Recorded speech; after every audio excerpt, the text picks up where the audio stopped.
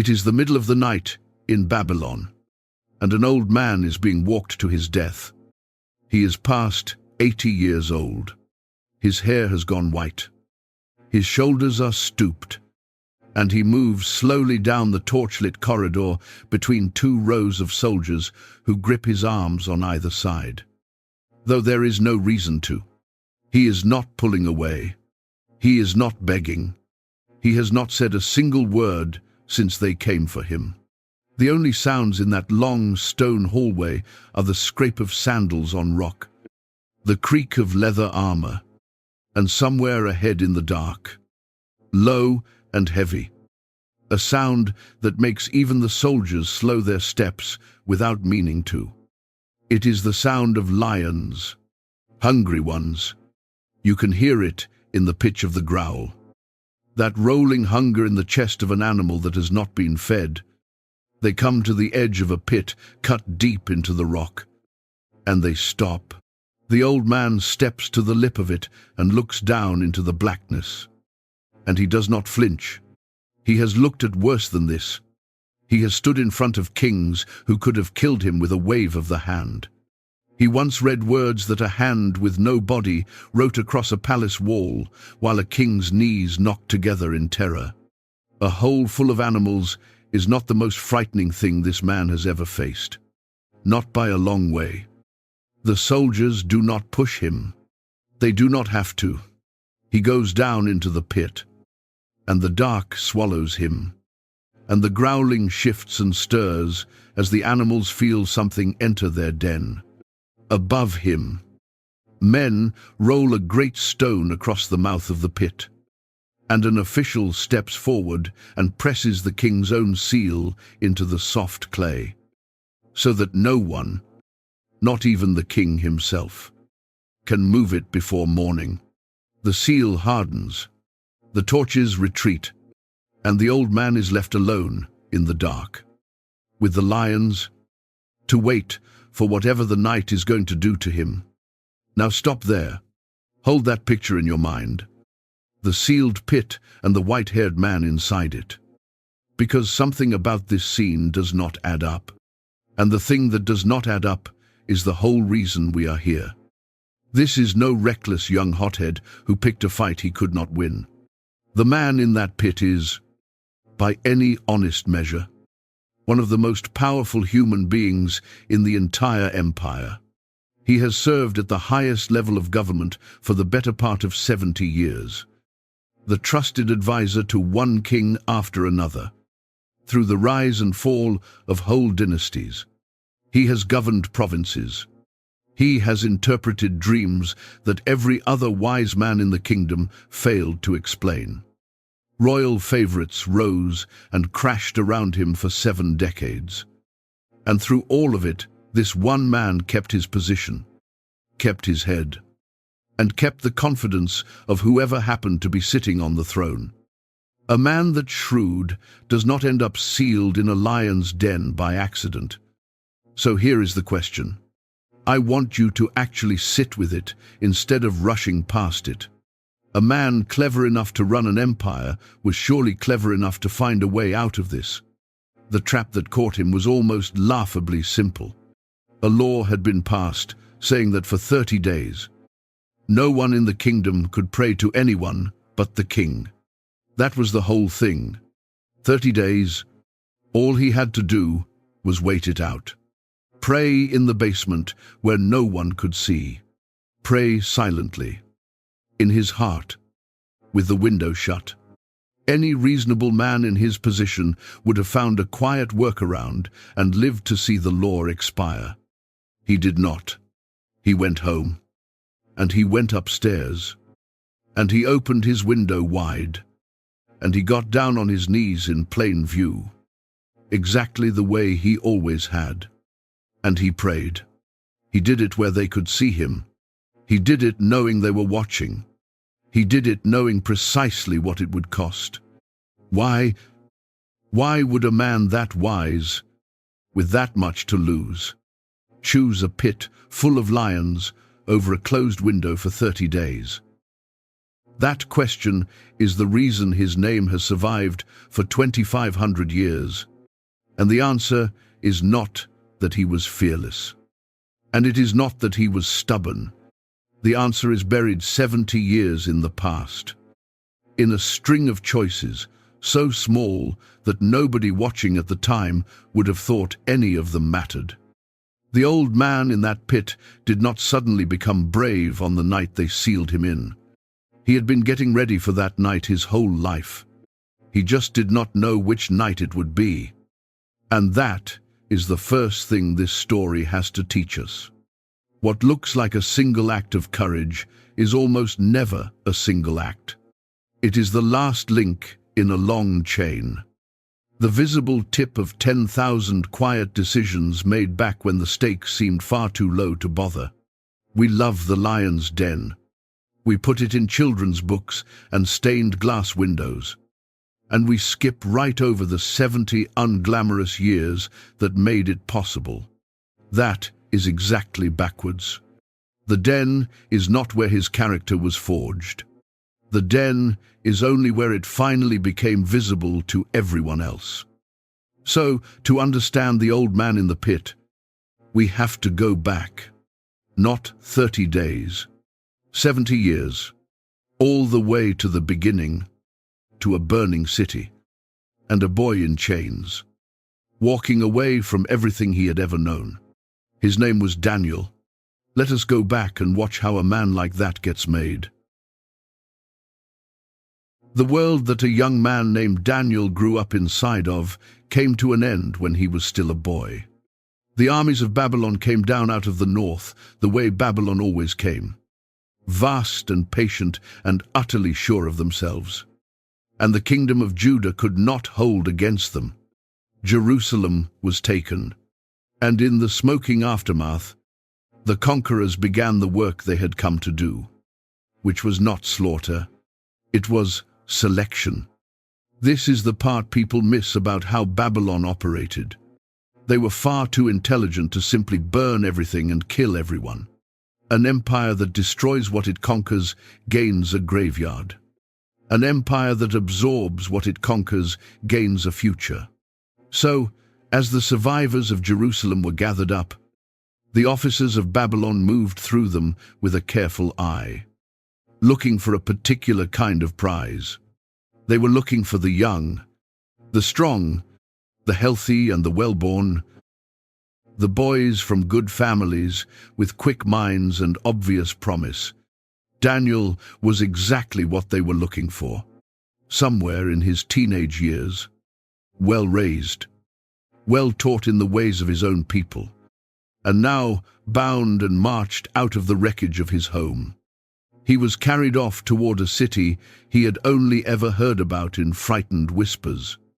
Picture that walk, because the reality of it would have taken months, more than 1,000 miles on foot, out of the highlands of Judah, down into the great river valley, across long stretches of open desert under a sun that gave no mercy. Soldiers in front and soldiers behind. Every mile carried these young men further from everything they had ever loved and deeper into the power of the people who had taken it from them. And the only thing they knew for certain was that they were not going home. And then, after all those weeks of dust and exhaustion, they came over a rise, and they saw it. Babylon. Nothing in Daniel's life could have prepared him for the sight of it. Jerusalem was a hill town, proud and holy, but small. Babylon was the center of the known world, and it was built to make you feel that the moment you laid eyes on it, the walls rose up so high and so thick that people said chariots could race along the top of them. A man-made mountain range of brick stretching around the city for miles.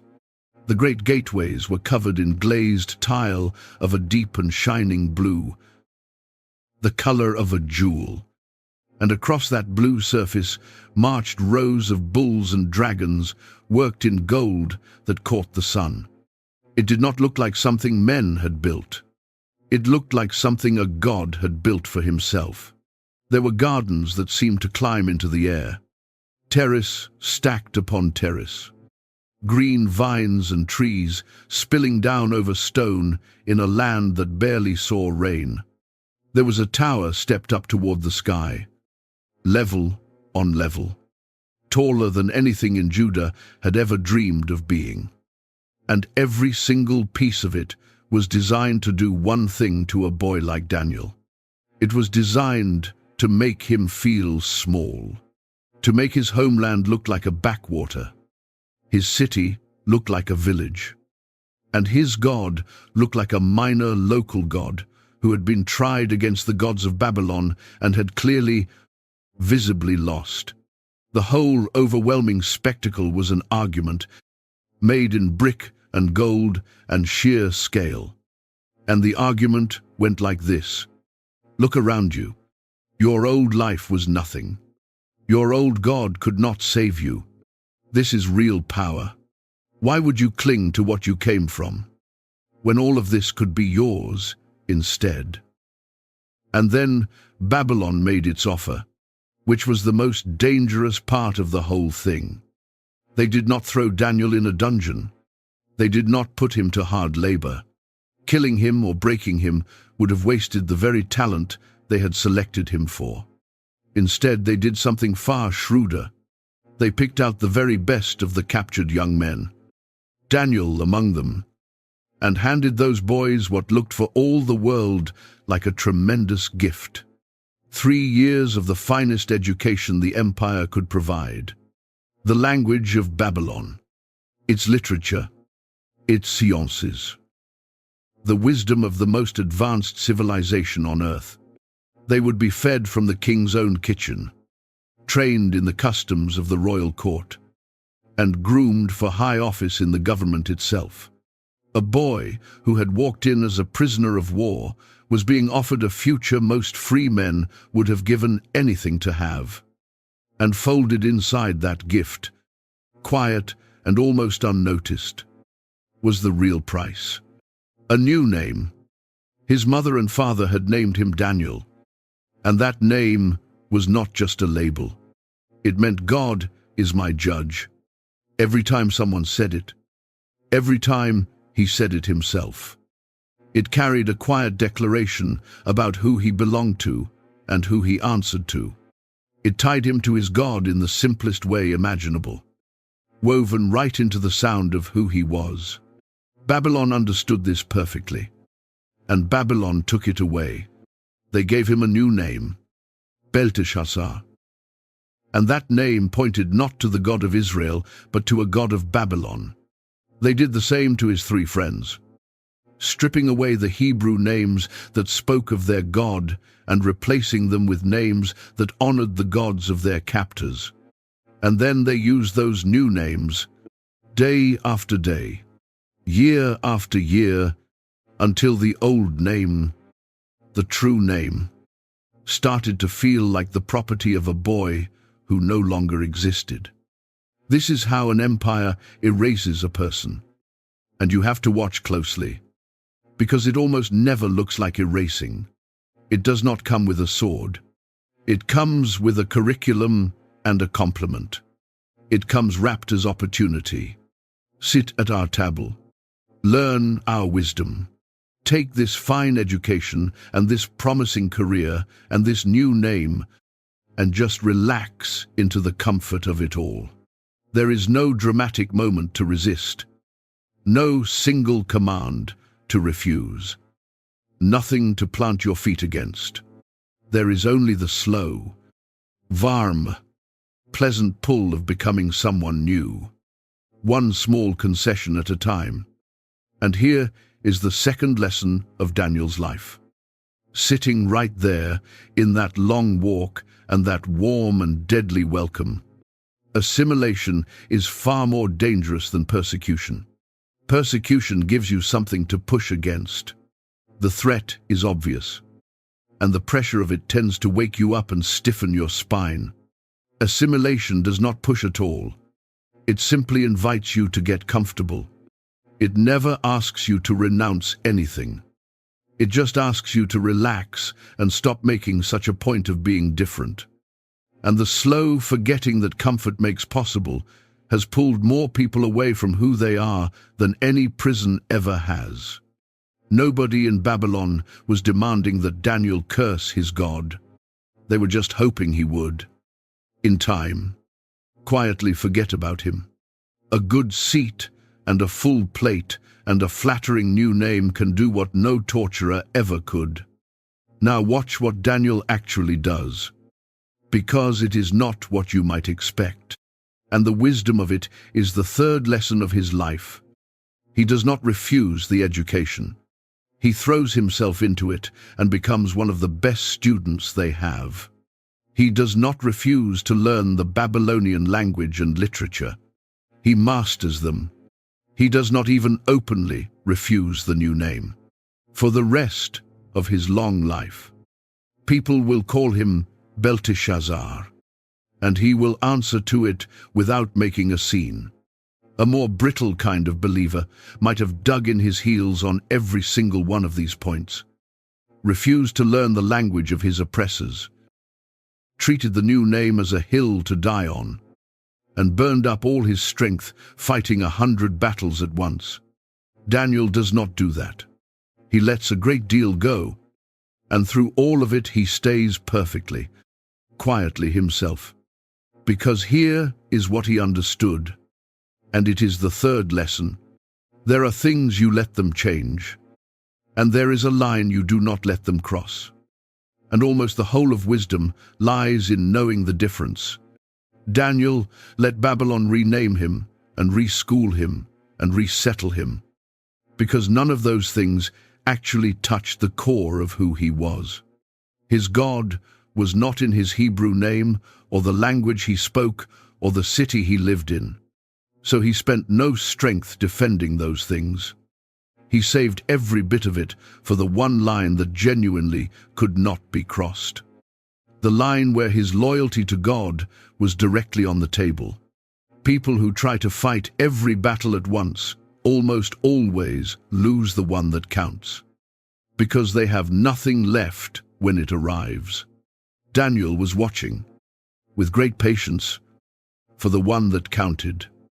And he would not have to wait very long, because the first real test of his life was not going to arrive on a battlefield, or in a throne room, or at the edge of a pit. It was going to arrive at a dinner table, over a plate of food, so ordinary that refusing it would look almost insane. The food came up from the king's own kitchens, and it was the finest food any of these young men had ever laid eyes on in their lives. You have to remember who they were before this moment to feel the weight of it. They were captives, boys who had been marched 1,000 miles across the desert, eating whatever scraps they were handed along the way, sleeping on the ground, watching their homeland shrink behind them. And now, suddenly, they were housed in the training quarters of the royal palace, and servants were carrying in platters from the table of the king himself. Roasted meat, still warm, glistening with fat, rich sauces, bread baked soft that very morning, wine, the good wine, poured out of the royal cellars into their cups. This was not prison food.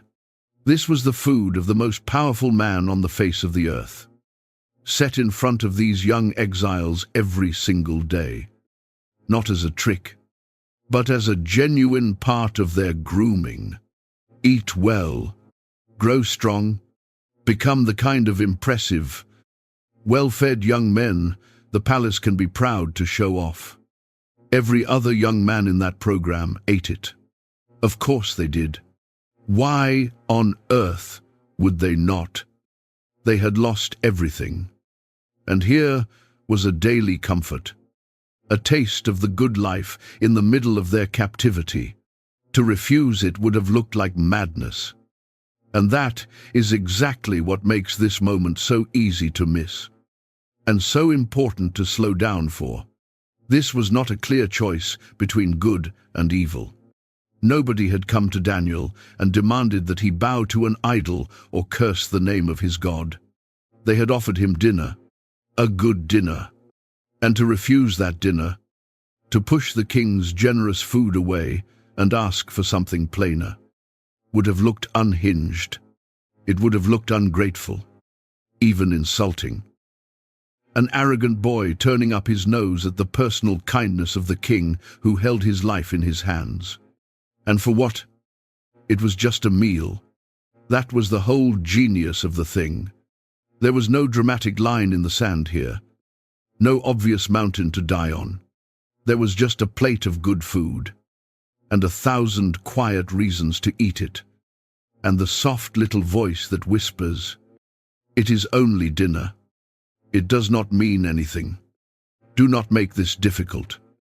But Daniel looked at that table, and where everyone else saw a kindness, he saw a thread, a single loose thread, hanging off the edge of who he was. And he understood something about threads that most people learn far too late. Once you let the first one get pulled, the whole garment begins to come apart. Slowly at first, and then all at once. So he made a decision that, from the outside, must have looked strange and unnecessary and maybe even foolish. He decided he would not eat the king's food. Now, I want to be careful here, because it would be easy to take the wrong lesson from this. Daniel was not a man who refused everything on principle, who treated every Babylonian thing as poison. This is the same young man who was, at that very moment, learning the language of Babylon and studying its books and answering to a Babylonian name. He had already let a great deal go. He knew the difference between adapting and surrendering, between bending and breaking. Not every accommodation is a compromise.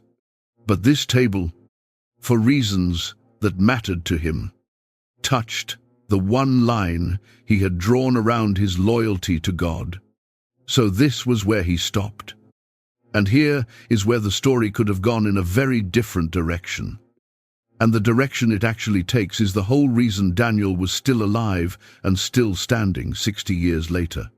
If most of us were writing this scene, we would have Daniel make a stand at that table, rise to his feet in front of everyone, push the plate away, and declare his faith for the whole room to hear.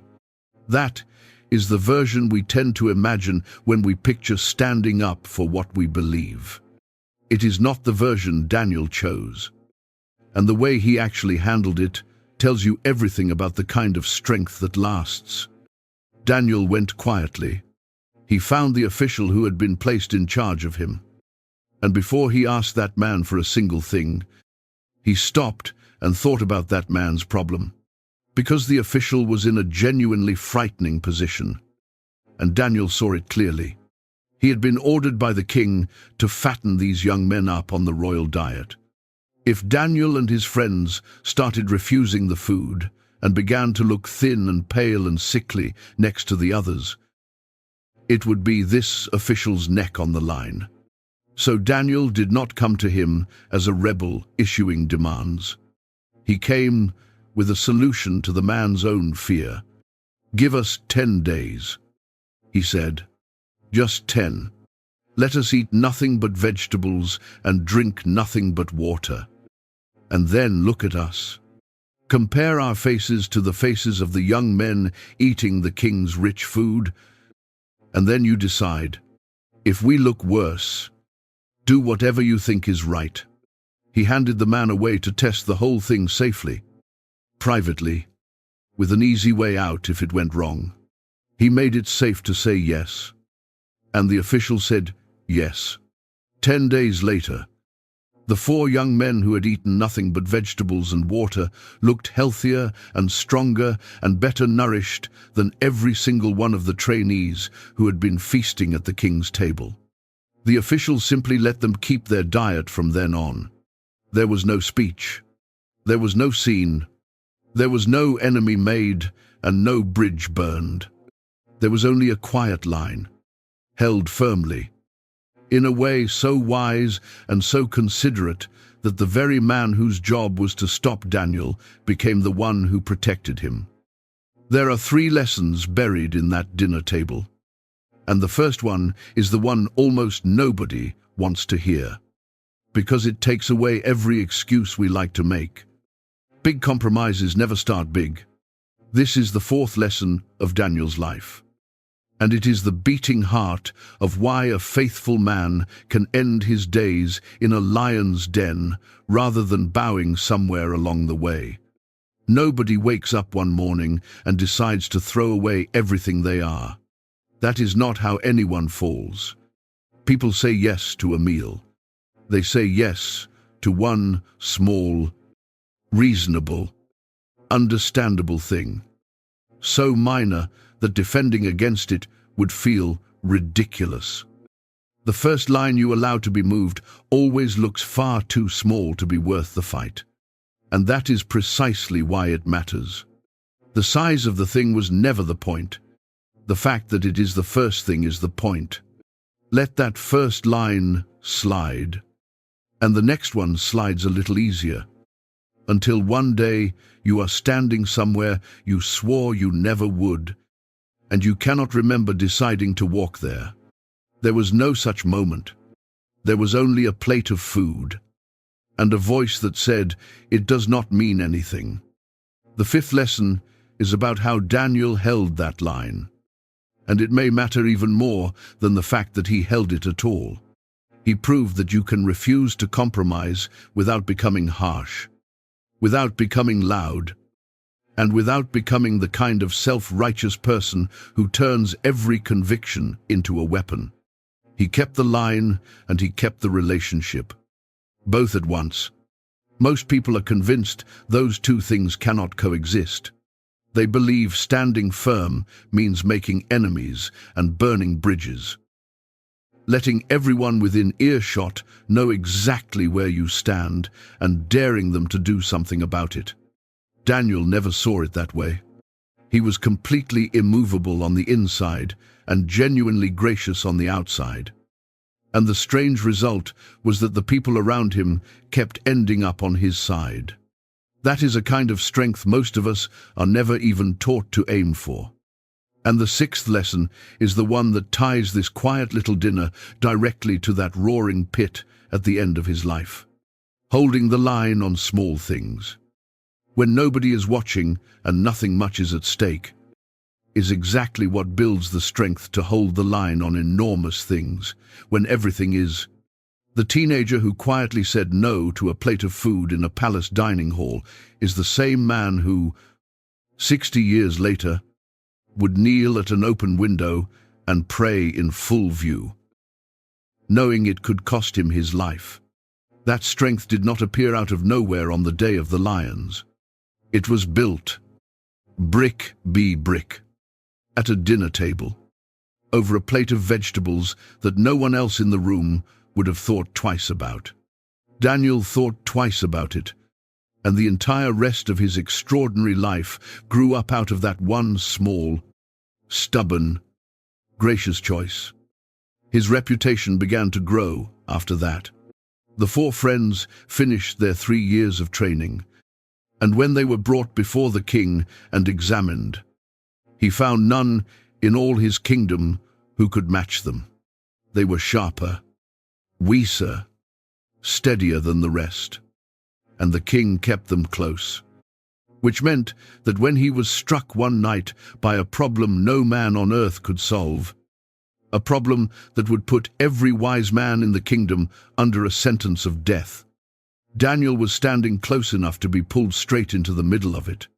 And this time, the stakes would not be a plate of food. This time, the stakes would be his life. The king woke in the dead of night, sweating and shaken, and he could not get the dream out of his head. We have to understand how kings in the ancient world thought about dreams, or this whole story will not land the way it should. To a man like Nebuchadnezzar, a dream was not random noise in the night. It was a message.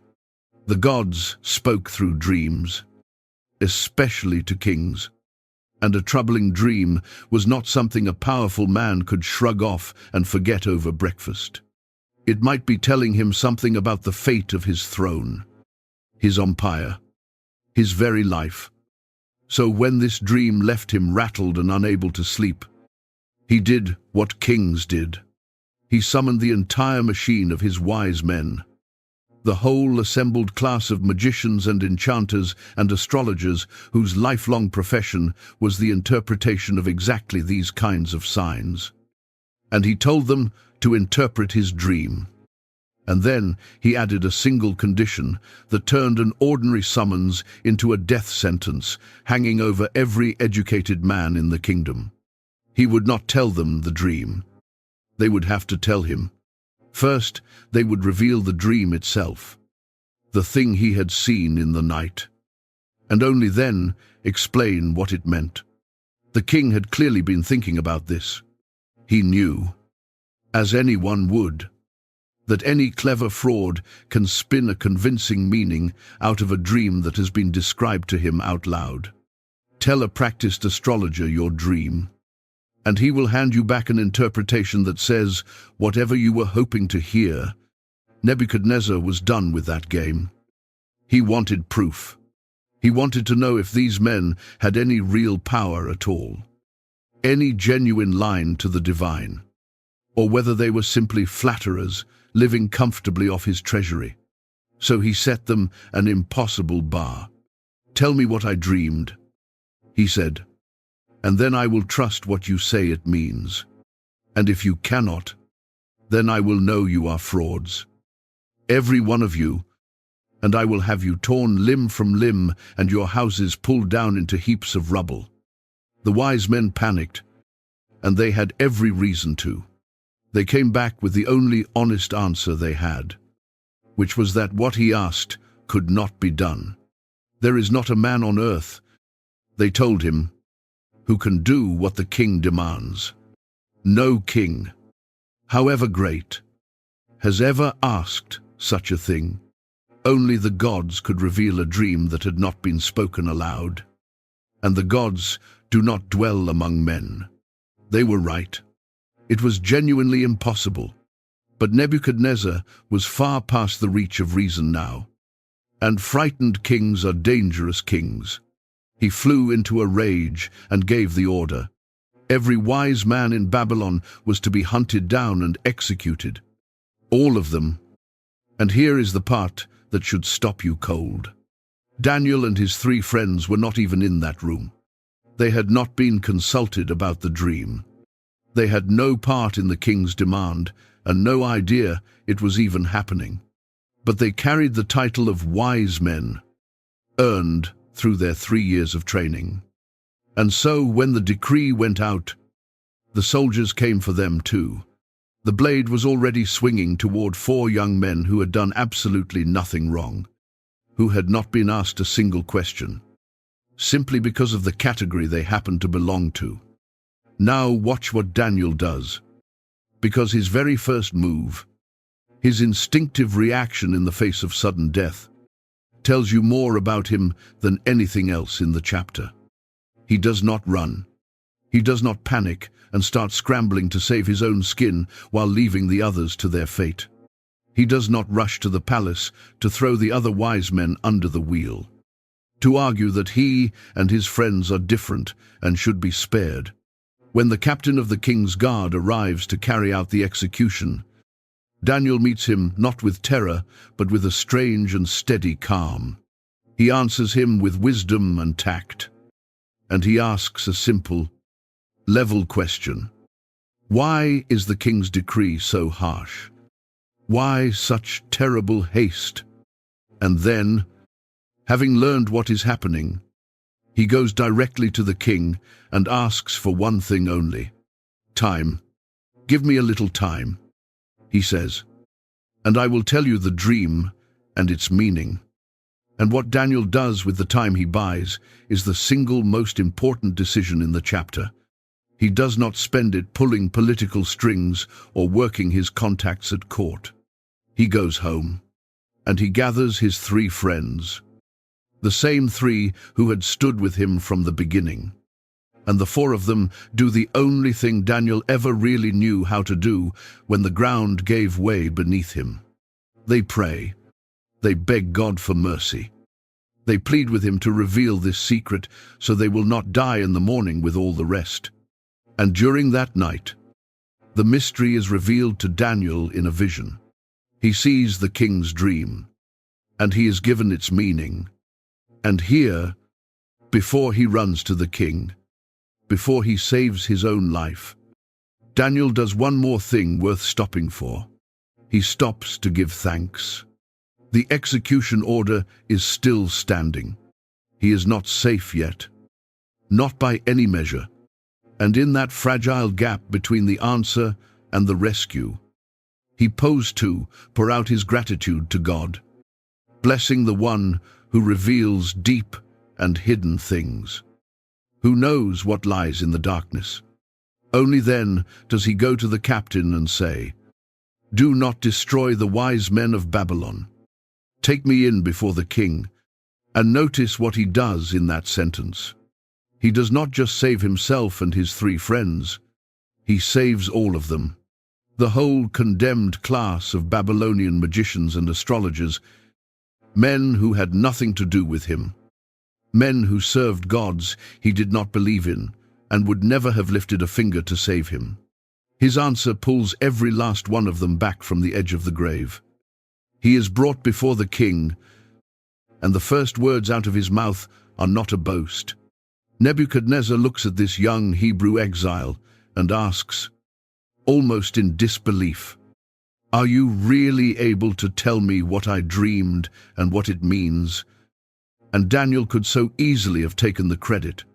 The throne room was watching. His life and his reputation hung on the answer.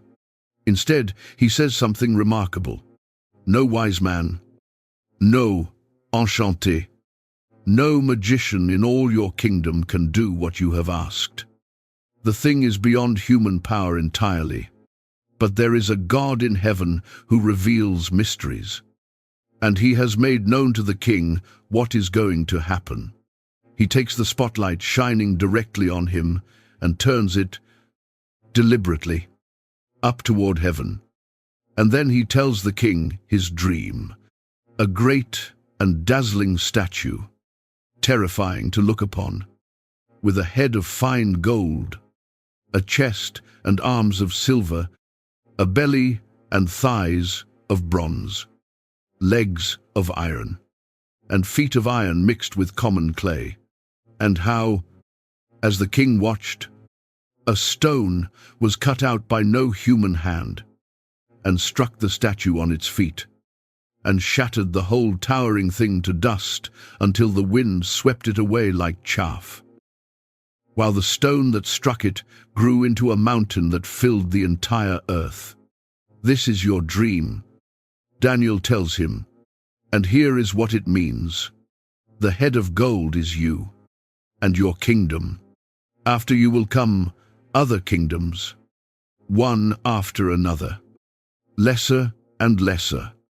And in the days of those final kingdoms, the God of heaven will set up a kingdom of his own that will never be destroyed, that will outlast and shatter all the others and stand forever." Nebuchadnezzar, the most powerful man alive, falls on his face in front of a young captive. He declares that Daniel's God is the God of gods and the Lord of kings, and he raises Daniel up on the spot, making him ruler over the whole province of Babylon and chief over all its wise men. The boy who would not eat the king's food now governs the king's capital.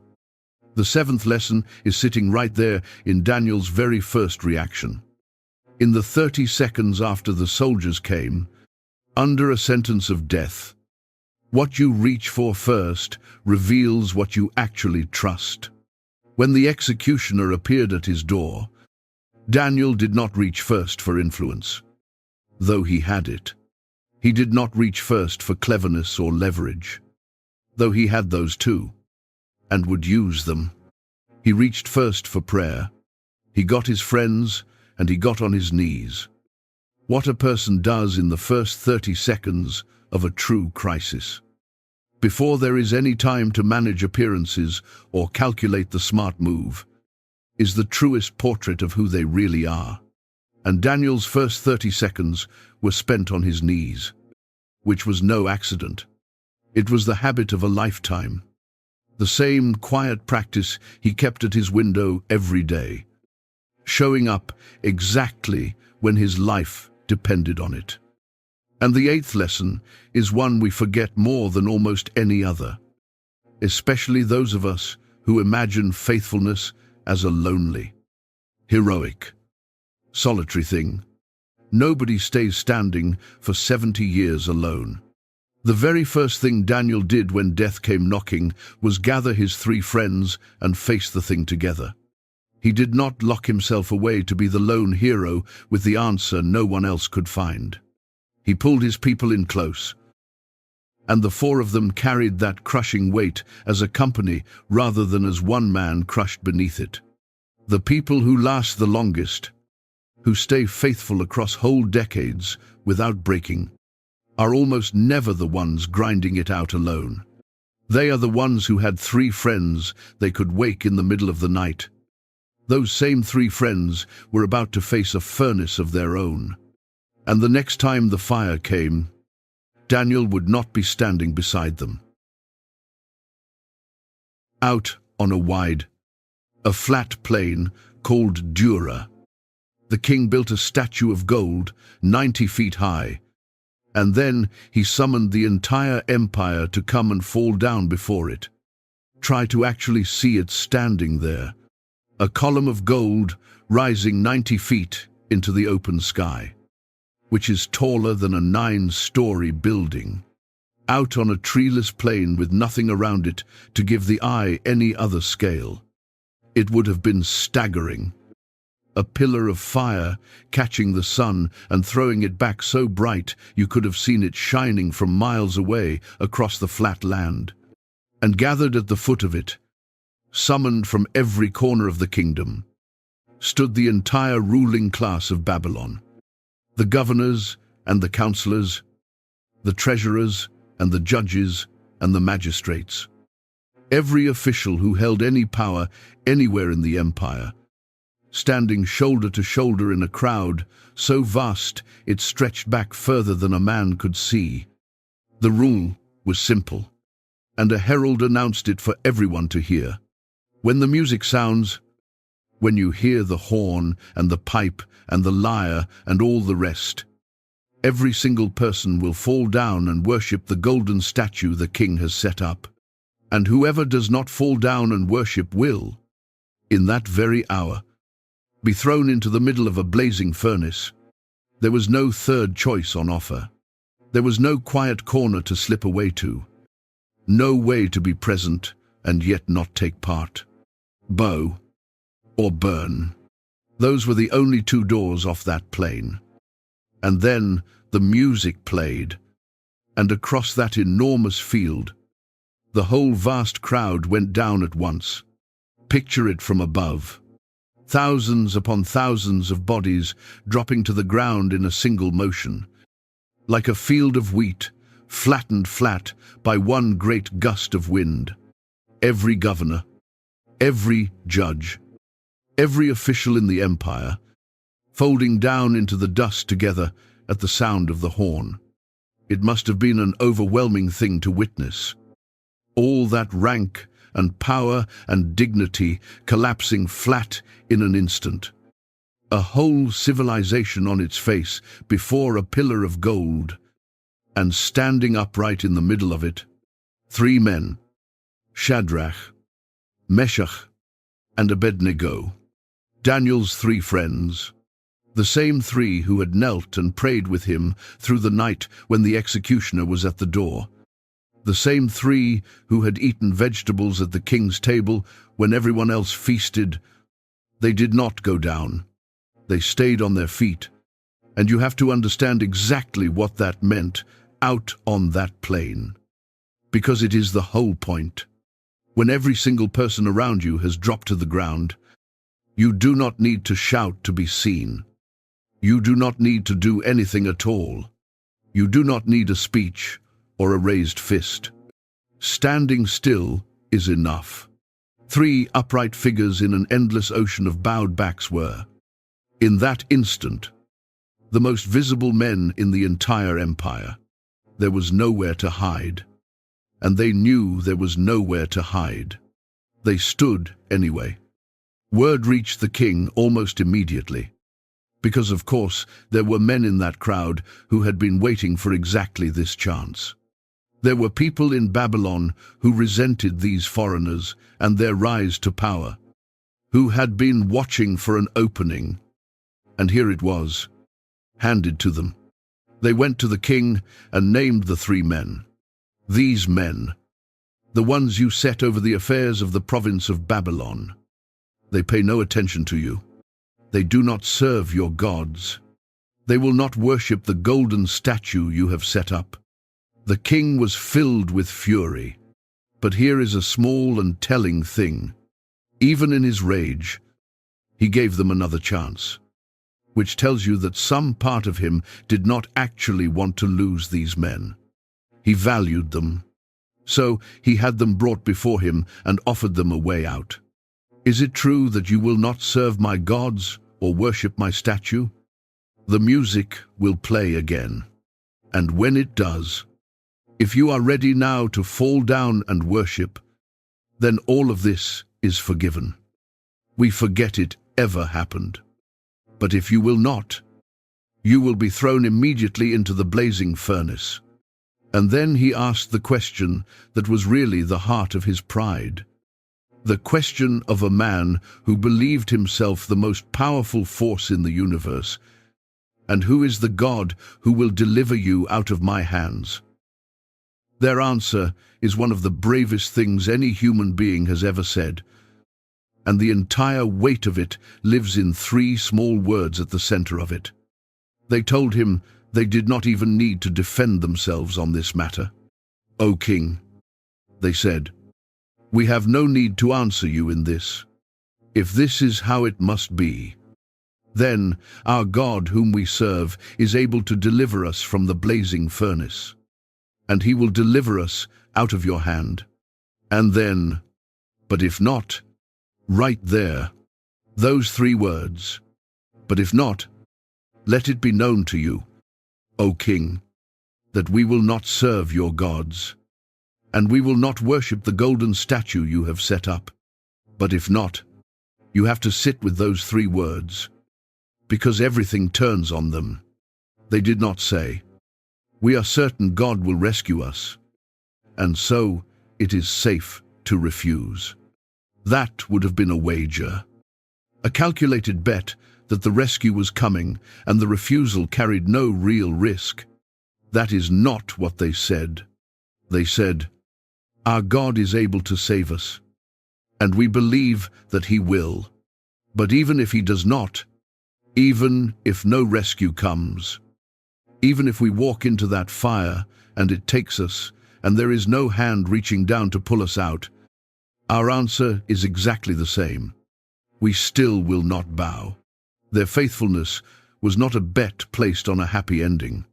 It did not depend on the outcome at all. They had decided who they were before they knew how the story would end, and the ending could not change it. This made the king angrier than he had ever been. He ordered the furnace heated 7 times hotter than usual, hot beyond any purpose, hot purely out of fury. He commanded his strongest soldiers to bind the 3 men and throw them in, and the fire was stoked so murderously hot that as the soldiers carried Shadrach, Meshach, and Abednego up to the mouth of it, the flames leaped out and killed those soldiers where they stood. The men doing the throwing died from the heat, and the 3 who were thrown, bound hand and foot, fully clothed, fell down into the heart of a fire that had just killed the men standing at its edge. And then the king shot to his feet. Something was wrong. The color drained from his face. He turned to his counselors, suddenly unsure of what he was seeing, and asked, "Did we not throw 3 men, bound, into the fire?" And they answered, "True, O king, 3 men." And he said, "Then why do I see 4 men, walking around loose in the middle of the flames, not bound anymore, not burning, not crawling or screaming or dying, but walking, unhurt, in the very center of the fire?" And the 4th one, the king said, his voice strange, "The 4th one looks like a son of the gods. He came as close to that furnace as he dared, and he called them out, Shadrach, Meshach, and Abednego, servants of the Most High God. Come out, come here."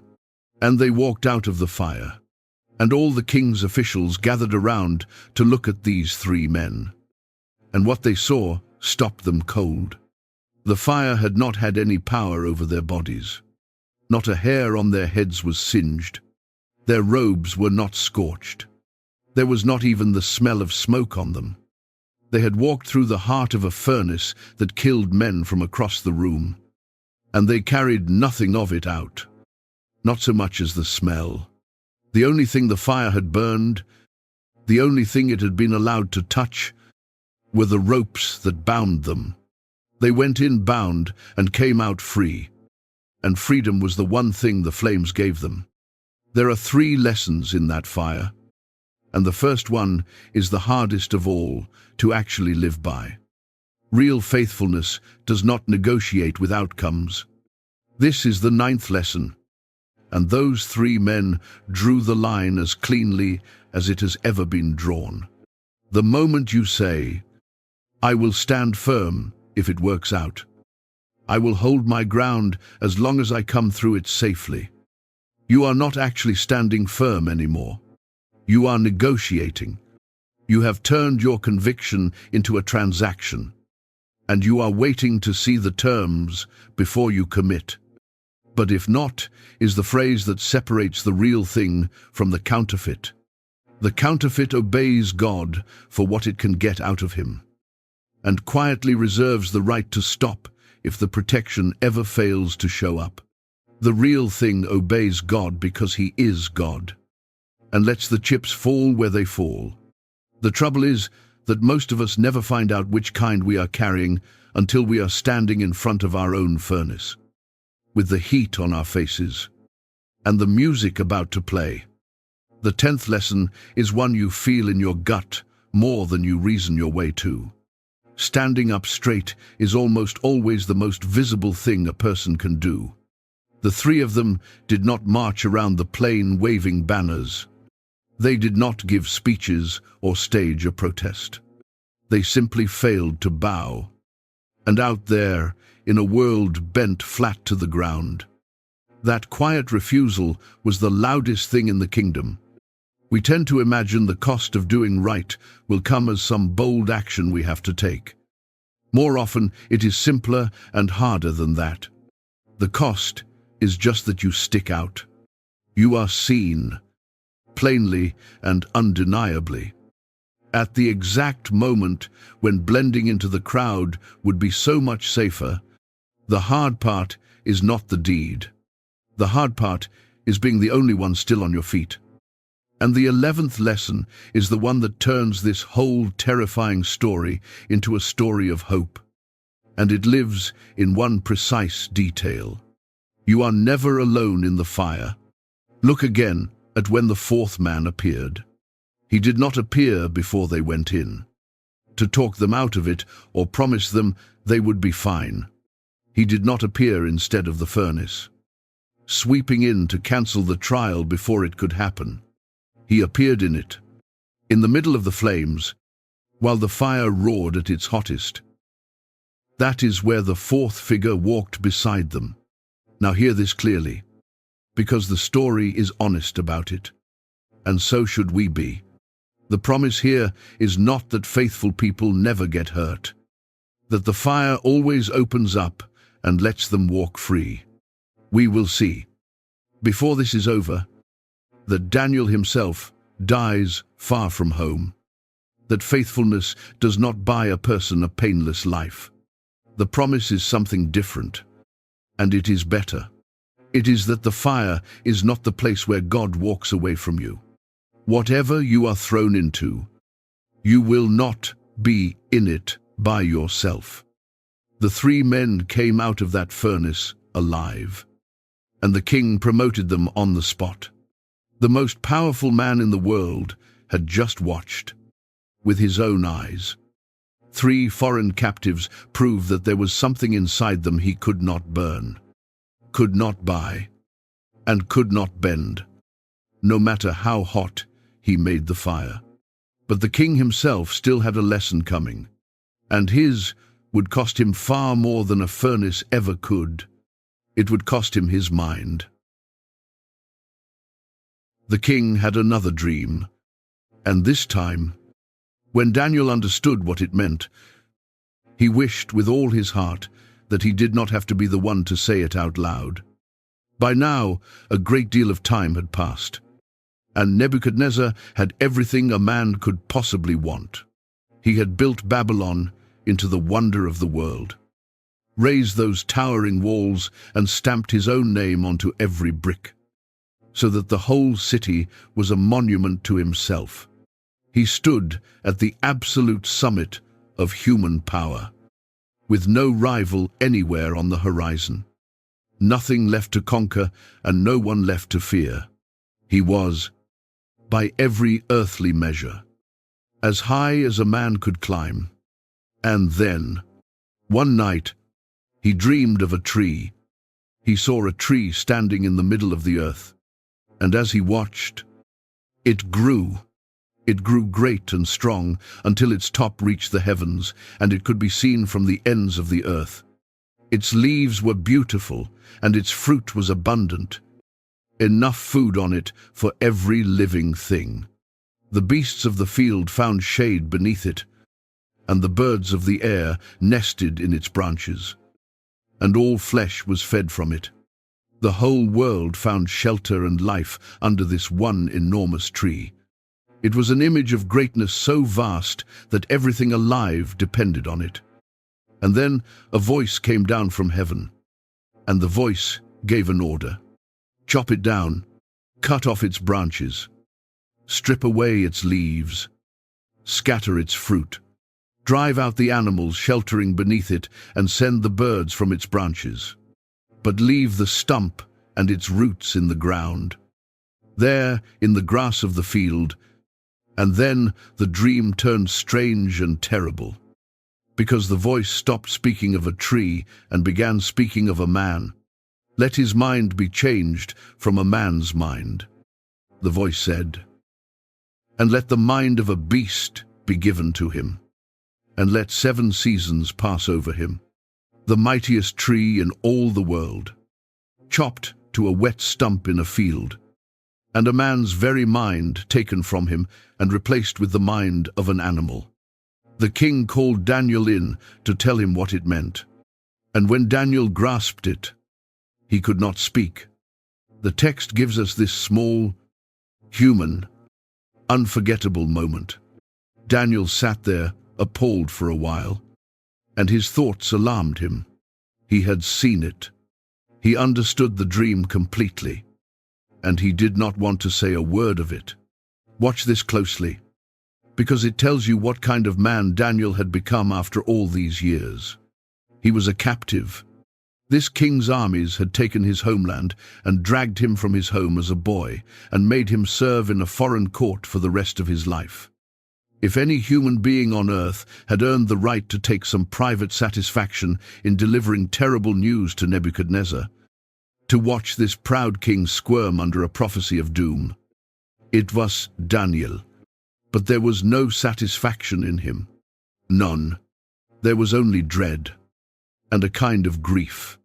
The king saw the look on his servant's face and, remarkably, tried to comfort him. Belteshazzar, he said, do not let the dream or its meaning alarm you. And Daniel answered him with words that should stop us in our tracks. "My Lord," he said, "may the dream be for those who hate you, and its meaning for your enemies. May the dream be for those who hate you." A captive, standing in front of the man who had conquered his nation, saying, "I wish this judgment were falling on your enemies and not on you," and meaning every word of it. Then he told him the truth, because that was who Daniel was. "The tree, O king, is you. You have grown great and strong, and your greatness has reached to the heavens. And it is you who will be cut down. You will be driven away from people, and you will live among the wild animals, and you will eat grass like an ox, and 7 seasons will pass over you, until you learn the one thing this is all meant to teach you, that heaven rules, that the Most High is sovereign over the kingdoms of men, and gives them to whomever he chooses." And then, having delivered the most devastating sentence a man can hear, Daniel did one more thing that almost no one in his position would have done. He pleaded with the king to change course and escape it. "Therefore, O king," he said, "break off your sins by doing what is right, and your wickedness by showing mercy to the oppressed. Perhaps then there may be a lengthening of your prosperity." He did not just hand down the diagnosis and step back. He begged the patient to take the cure. He wanted this man, his captor, to be spared. A full year went by, and nothing happened. And perhaps the king let himself believe the dream had been just a dream. And then one day he was walking on the roof of his royal palace, looking out over the vast and glittering city spread beneath him. And the pride that had been building in him his whole life finally spilled out of his mouth. "Is this not great Babylon," he said, "which I have built by my mighty power, for the glory of my majesty?" The words were still hanging in the air when the judgment fell. His mind was taken from him in that very hour. He was driven out from among people. He ate grass like an ox. The dew of heaven wet his body until his hair grew long and matted, and his nails grew long like the claws of a bird, for 7 long seasons. The most powerful man in the world lived out in the open like a beast, stripped of the very mind that had made him a king. And then, at the end of it, something happened, and the whole story hangs on this one quiet motion. He looked up. At the end of the days, the king tells us, in his own words, "I lifted my eyes to heaven, and my reason returned to me." He lifted his eyes. The proud man who had spent his life looking down on everyone and everything beneath him finally looked up. And in that moment of looking up, his sanity came back. And the king who had built a 90-foot idol to his own glory, who had demanded that an entire empire bow to a statue of gold, did the single most unexpected thing in his whole story. He blessed the Most High. He praised and honored the one who lives forever. And he said that all the inhabitants of the earth are counted as nothing, and that heaven does as it wills, and that no one can stay God's hand or say to him, "What have you done?" The proud king, who had thrown 3 men into a furnace for refusing to worship him, ended his story giving public, full-throated glory to the God of his Hebrew captives. And he added one last line, the hardest won wisdom of his life. "Those who walk in pride," he said, "God is able to humble." The 12th lesson is about the hardest kind of honesty there is. The kind Daniel showed standing in that throne room with a terrible truth in his mouth. Sometimes being faithful means telling people exactly what they do not want to hear. But how you tell it is what decides whether it is faithfulness or just judgment dressed up in religious language. Daniel told the king the full and brutal truth, and he told it with genuine grief, sitting there, appalled, wishing it were not so, begging the king to find a way out. He was not settling a score. He was not enjoying a moment of payback against the man who had conquered his nation. He was warning someone he had every earthly reason to despise, and warning him out of real concern. There is a world of difference between telling someone a hard truth because you want them spared, and telling them a hard truth because some part of you wants the satisfaction of being right. Daniel only ever did the first, and the person on the receiving end could feel it. The 13th lesson runs even deeper, and I think it is one of the things the modern world most needs to relearn. Faithfulness never curdles into bitterness. Daniel had every reason in the world to let his heart go hard. Babylon had taken his home, his temple, his freedom, his name, and the names of his closest friends. By every human accounting, he was owed a grudge the size of an empire, and yet he stood in front of the man most responsible for all of it. And he hoped, honestly hoped, for that man's good. He kept his convictions blazing and uncompromised, and he kept his heart soft at the very same time. And that may be one of the most difficult things a human being is ever asked to do. It is easy, almost natural, to hold a strong conviction and let it slowly turn you cold and hard toward everyone who has wronged you, holding the conviction just as firmly while staying tender toward the very people who hurt you. Refusing to let your faithfulness become a kind of cruelty, that is a rarer and a higher thing. Daniel did it for 70 years. Nebuchadnezzar would not sit on that throne forever. He learned his lesson the hard way, in the grass of the field. But the kings who came after him would not all be so willing to look up. And one of them, on one single unforgettable night, would learn the very same lesson far too late to do him any good. Years went by, and Nebuchadnezzar died, and the throne passed down through other hands until it came at last to a man named Belshazzar, who decided one night to throw the greatest feast the city had ever seen. 1,000 of his nobles were gathered in the great hall. The lamps blazed, the tables groaned under the weight of the food, and the wine flowed without limit, cup after cup after cup, until the whole shining crowd of them was loud and flushed and drunk. And somewhere in the middle of all that revelry, with the wine working in him and his 1,000 nobles watching, Belshazzar had an idea. It was the kind of idea that comes only to a man who is both drunk and powerful. And the older, wiser heads in that hall must have heard it with a cold drop in the pit of their stomachs. Years before, when Babylon had conquered Jerusalem, the armies had stripped the temple of God of its sacred vessels. The gold and silver cups and bowls that had been set apart for worship, holy things, meant for one purpose and one purpose only. They had carried all of it back to Babylon as plunder, and it had been sitting locked away in a treasury ever since, untouched. For decades, Belshazzar called for it.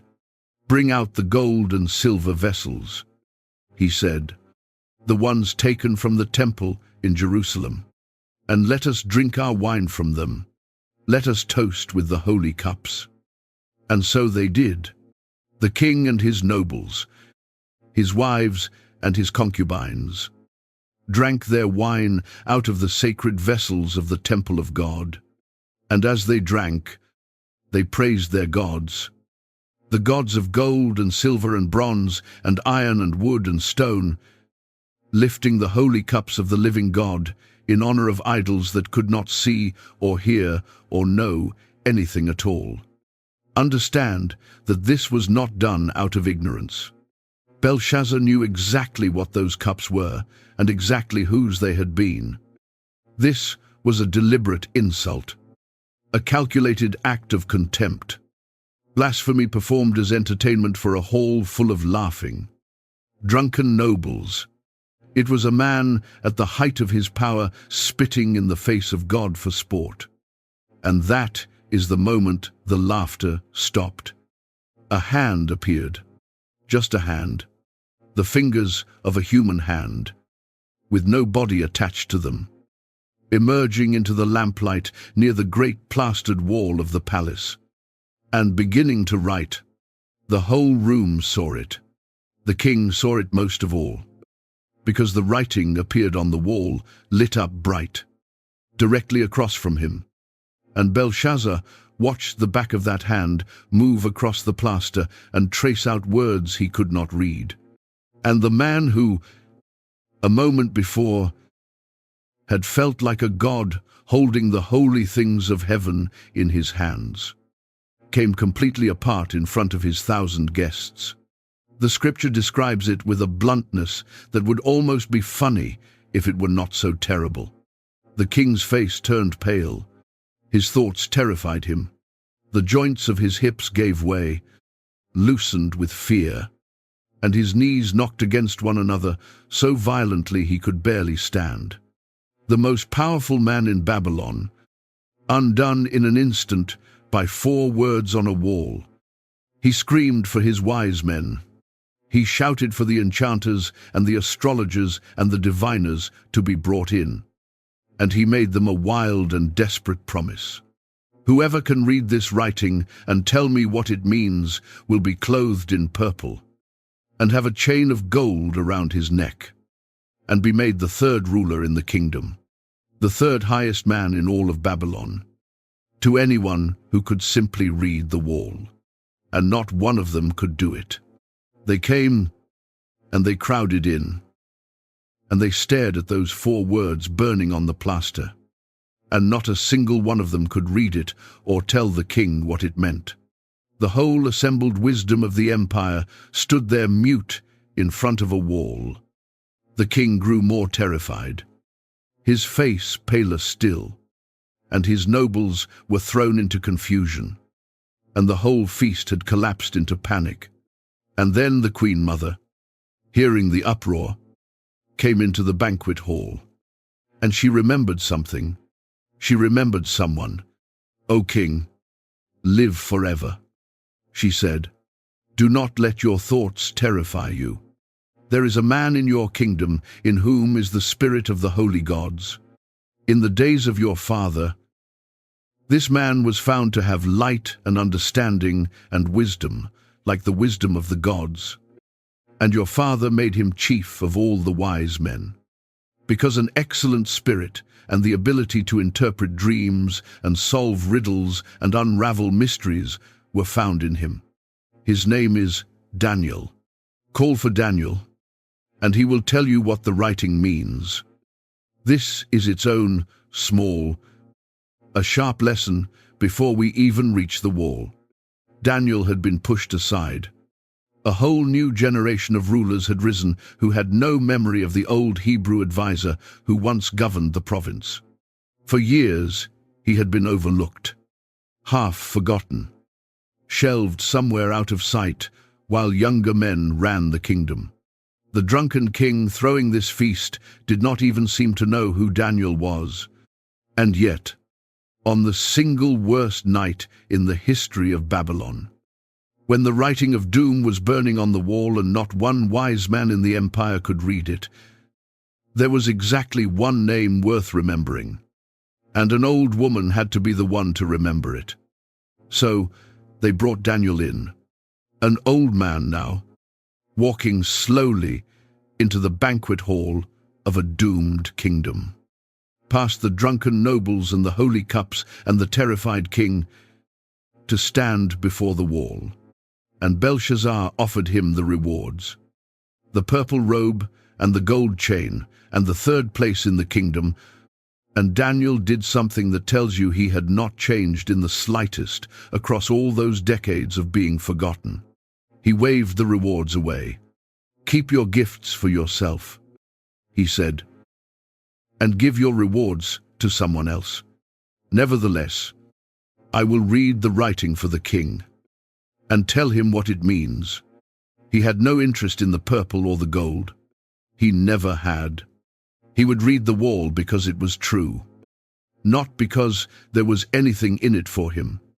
And then he did not soften it, not by a single word. He reminded the young king of Nebuchadnezzar, how God had given that great man glory and majesty, and how, when his heart was lifted up with pride, he had been brought low, driven out among the beasts to eat grass like an ox, until he learned that the Most High rules over the kingdoms of men. You knew all of this, Belshazzar.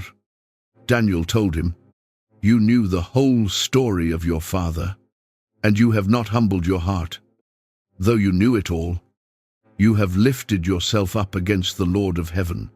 You have drunk wine from the vessels of his house, and praised your gods of silver and gold, which do not see or hear or know anything, and the God in whose hand is your very breath. Him you have not honored. And so the hand was sent, and this is what it wrote. He read the 4 words, and he gave their meaning. Numbered, numbered, Wahed, divided. God has numbered the days of your kingdom and brought it to an end. You have been weighed in the balances and found wanting. Your kingdom is divided and given to the Medes and the Persians. Your reign is over. Tonight, that very night, it happened, exactly as he said.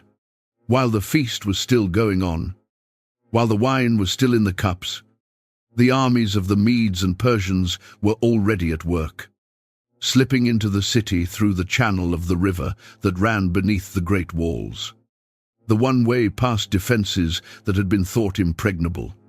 Belshazzar was killed before the morning came, and the kingdom that had conquered Jerusalem, that had carried Daniel off as a boy, that had renamed him and tested him and threatened his life, was simply finished, swept away in the space of a single night, while an old Hebrew exile stood in its banquet hall and watched.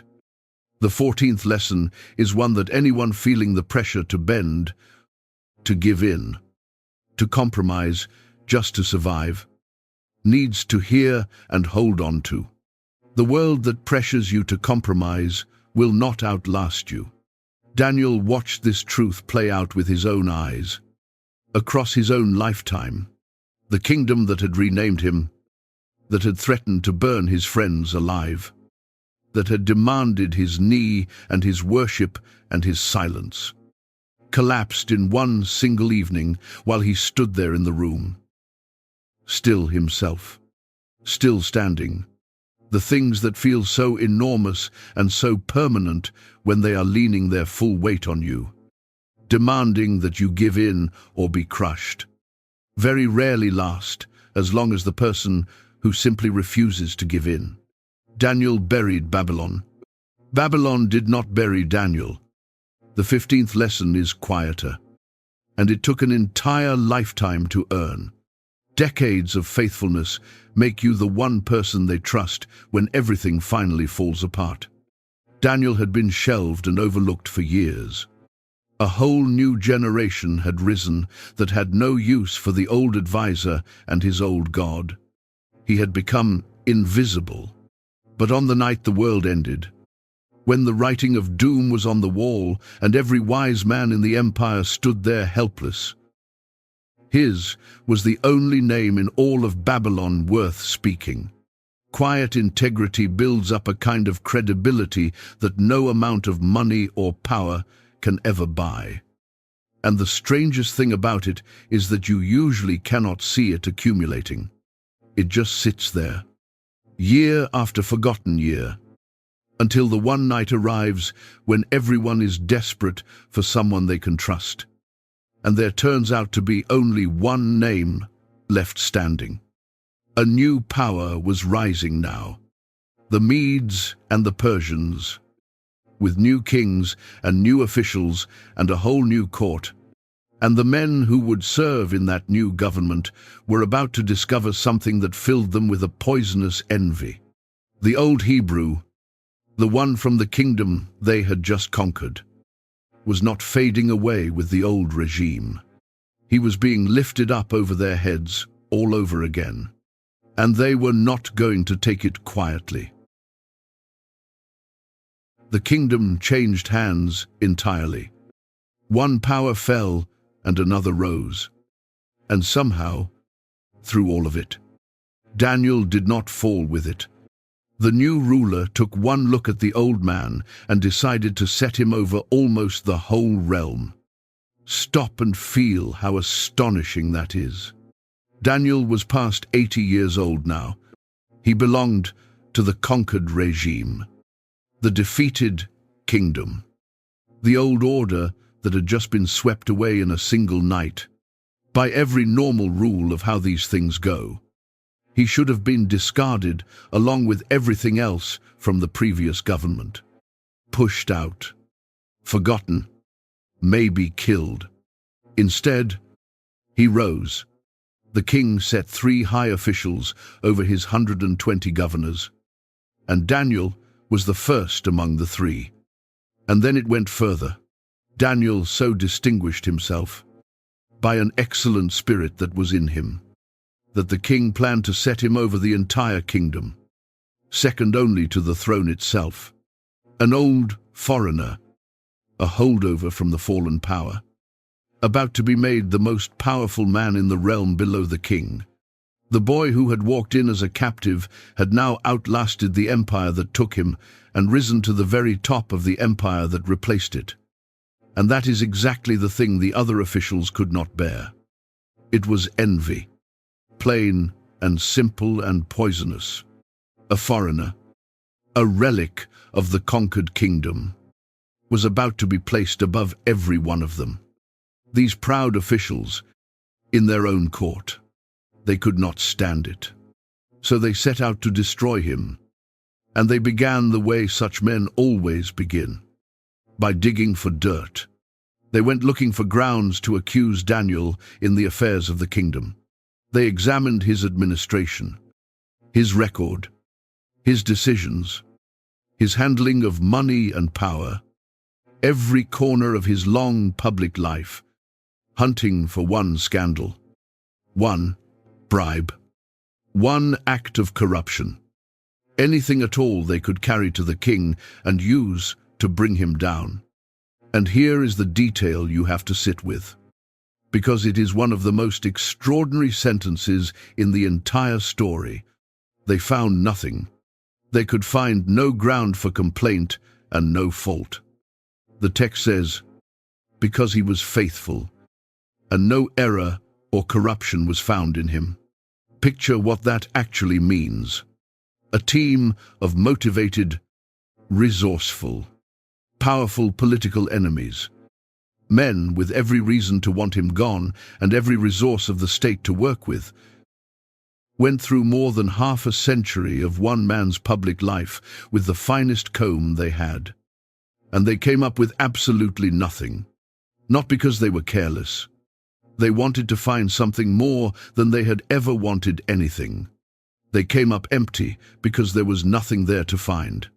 60 years of holding the line at the dinner table, of refusing to bow on the plain, of telling the truth to kings and keeping his hands clean through the rise and fall of empires, had produced a life with no handle on it for an enemy to grab. So these men reached a conclusion that was, without meaning to be, one of the highest compliments a corrupt court ever paid an honest man. We will never find any ground for complaint against this Daniel, they said to one another, unless we find it in connection with the law of his God. The only crack in a life this seamless was his faith. They could not catch him being dishonest, because he never was. They could not catch him being corrupt, because he never was. The single thing they could use against him was the very thing that made him good. So they decided to turn his faithfulness itself into the crime. And the scheme they built was a clever one. They came together as a group and went to the king, and they flattered him. They proposed that he establish a new royal decree, a law with the full weight of the throne behind it. For 30 days, no one in the entire kingdom shall pray to any god or any man except to the king himself. Anyone who breaks it, who petitions any god or man other than the king during those 30 days, shall be thrown into the den of lions. They dressed it up as an honor to the king, a grand gesture of loyalty for the new realm. And the king, flattered and not seeing the trap laid underneath the compliment, signed it. And here is the part that sealed the door. Under the law of this realm, once a royal decree was signed, it could not be changed or revoked, not by anyone, not even by the king who signed it. The law was now stone, and the law now stood, immovably, on the side of the wrong thing. Daniel heard that the document had been signed, and now, at last, we are back exactly where this whole story began. The old man, the open window, the 30 days, the simple deadly choice. Watch what he does, because this is the center of everything.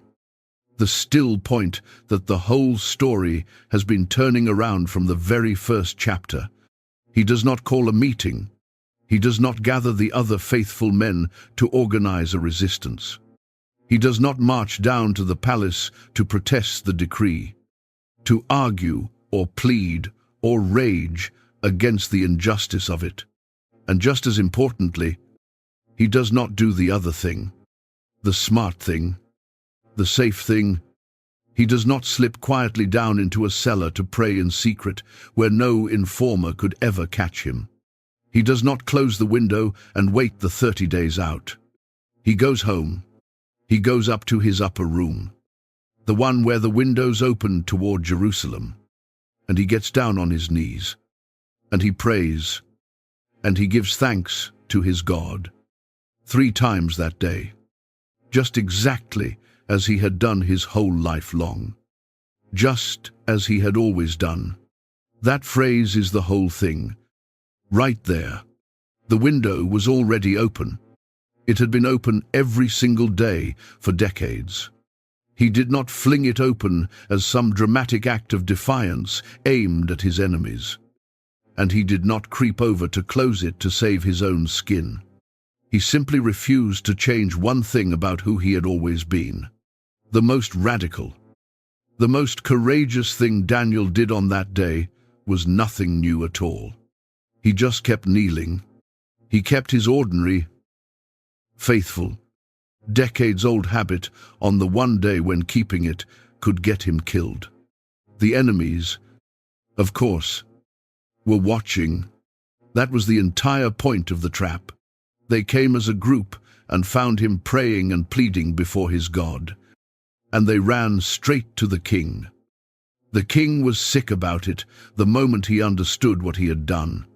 When they reminded him of his own unbreakable decree and named Daniel as the man who had broken it, he was deeply distressed. He realized in an instant that he had been played, tricked by his own officials into condemning the one man in his kingdom he most valued and trusted. And he set his heart on saving Daniel. He labored until the sun went down trying to find a way out. Some loophole, some legal escape, but there was none. The law could not be unmade, and his own scheming officials came back and pressed him on it, reminding him the decree could not be changed. The king was trapped by his own signature as surely as Daniel was trapped by his own faith. So at last, as the sun went down, he gave the order. They brought Daniel and threw him into the den of lions. And the king, this man who had signed the death warrant, said something to the old man as they led him to the pit that sounded almost like a prayer of his own. May your God, whom you serve continually, deliver you. They threw him in. A stone was brought and laid across the mouth of the den, and the king sealed it with his own signet ring, so that nothing concerning Daniel could be changed. And he went back to his palace. And he did something kings did not do. He spent the entire night fasting. No food was brought to him, no entertainment, no music, none of the diversions of the court, and he could not sleep. The most powerful man in the realm lay awake all night, in an agony of guilt and dread, because he had been forced to do a terrible thing to a good man, and he could not undo it. At the very first light of dawn, the king was already up and running. He hurried to the den of lions, and as he came near to that sealed pit in the grey morning light, he cried out, and the text tells us his voice was full of anguish. Daniel, he called down into the dark, servant of the living God, has your God, whom you serve so faithfully, been able to deliver you from the lions? And from down in the blackness of the pit, a voice came up, calm, steady, alive. O King, live forever. My God sent his angel and shut the mouths of the lions, and they have not harmed me, because I was found innocent before him, and before you too, O King. I have done no wrong. The king was overjoyed beyond words, and he commanded that Daniel be lifted out of the den. And when they drew him up out of the pit and examined him, there was not a scratch on him, no wound, no mark, nothing. No kind of harm was found anywhere on him. The text says, because he had trusted in his God. He had spent the night in the dark with a den full of hungry lions, and he walked out without so much as a scratch, because the same presence that had walked into the furnace now came down into the pit. There are 3 lessons buried in that den, and the first one is genuinely unsettling, because it takes away a comfortable thing we like to believe. When they cannot find anything to accuse you of, your own integrity becomes the very thing they attack. This is the 16th lesson, and Daniel lived it out to the letter. We like to imagine that a clean and blameless life will keep us safe, that if we just do everything right and give no one any cause, we will be protected from trouble. Daniel's life says otherwise. A spotless record did not make him safe.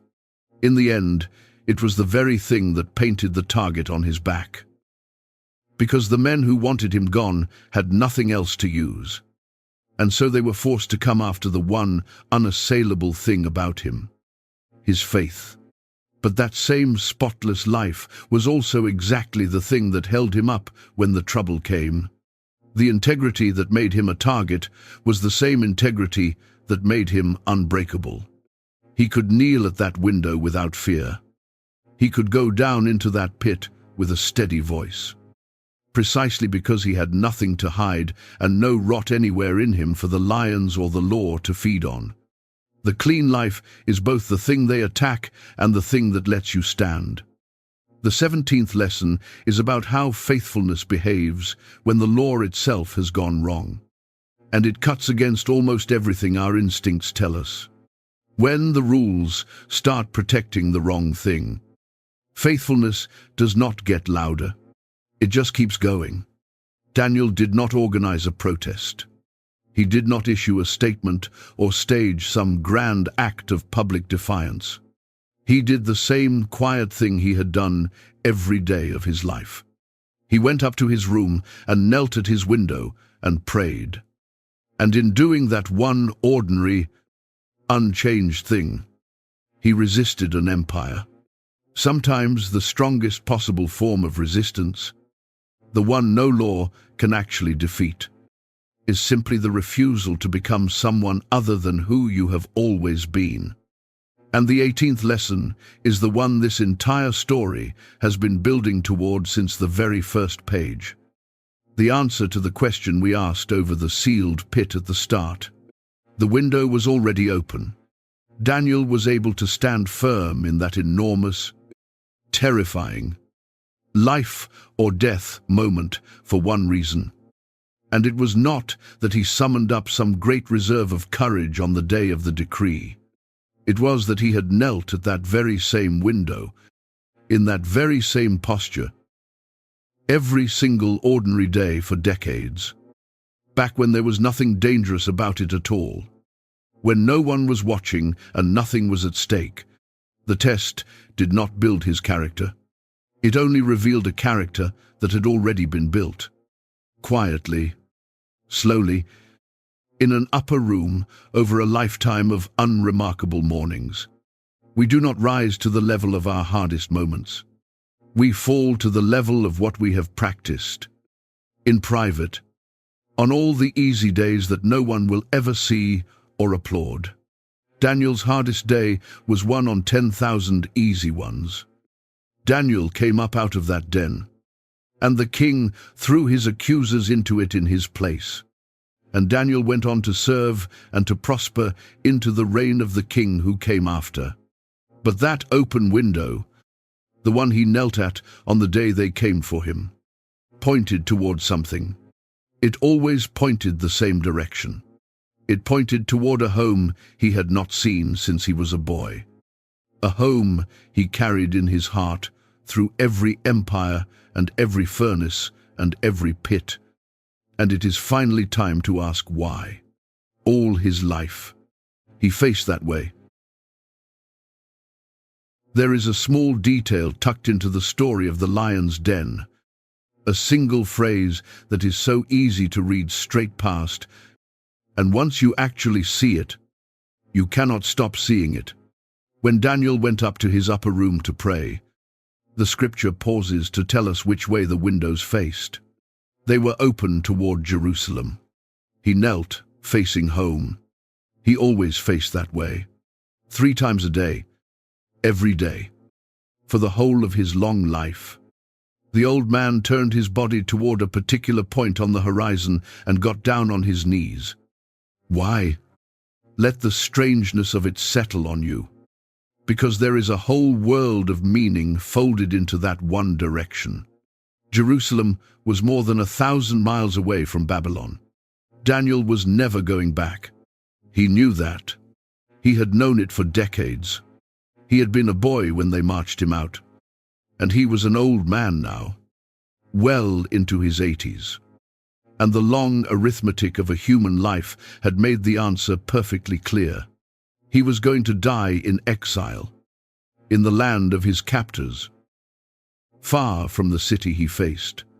And it was worse even than distance, because the home he turned toward each day was not even whole anymore. It had been broken and emptied long ago.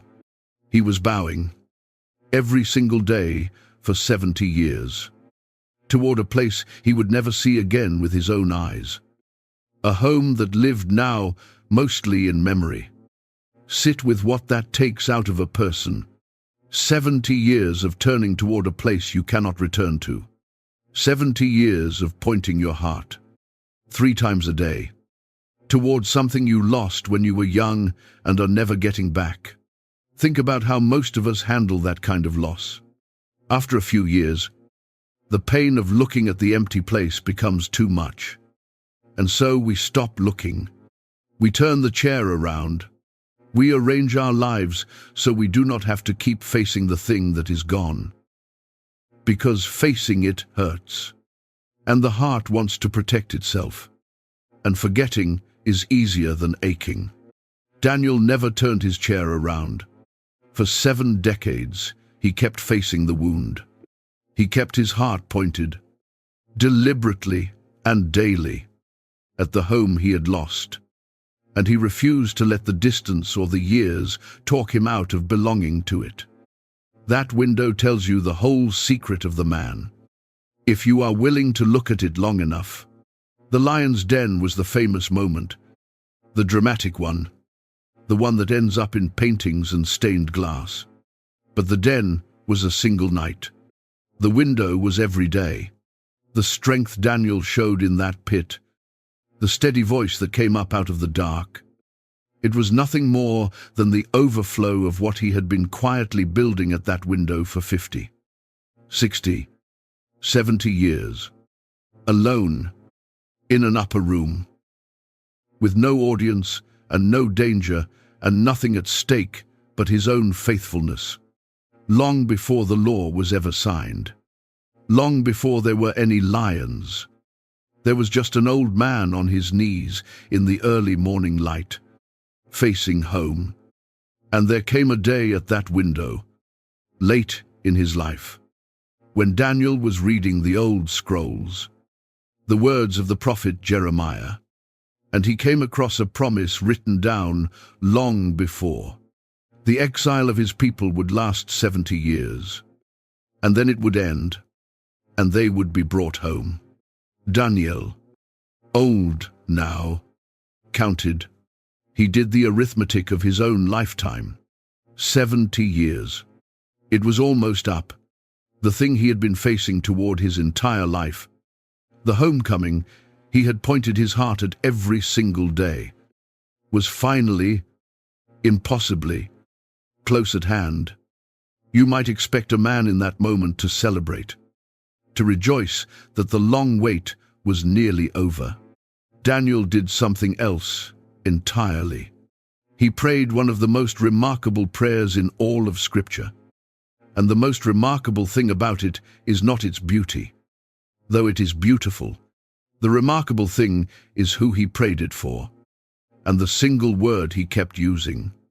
He confessed sin, not somebody else's sin, held at arm's length. He prayed in the first person, and he prayed as we have sinned. We have done wrong and acted wickedly. We have rebelled and turned away from your commandments.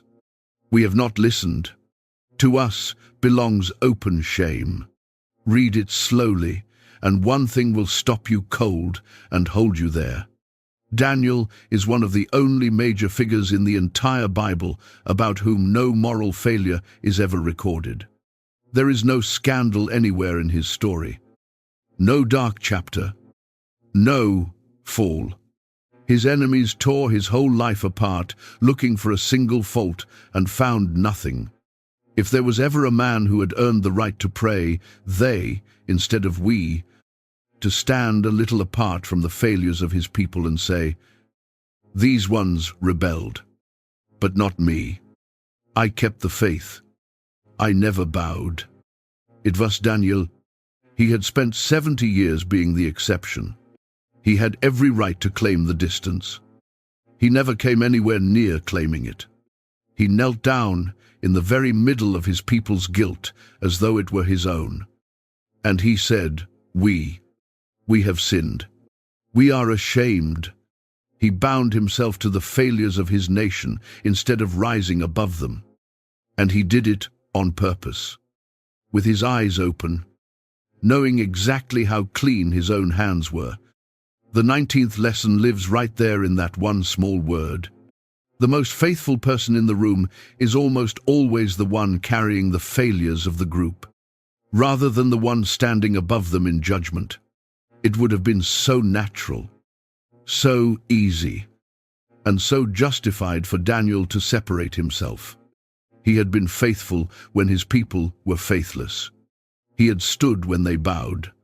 By any fair reckoning, he was different, and he knew it.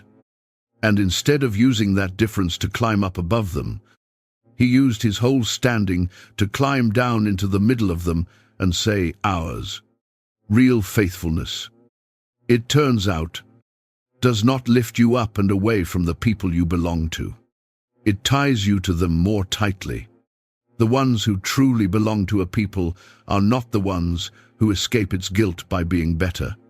They are the ones who, being better, refuse to escape it at all.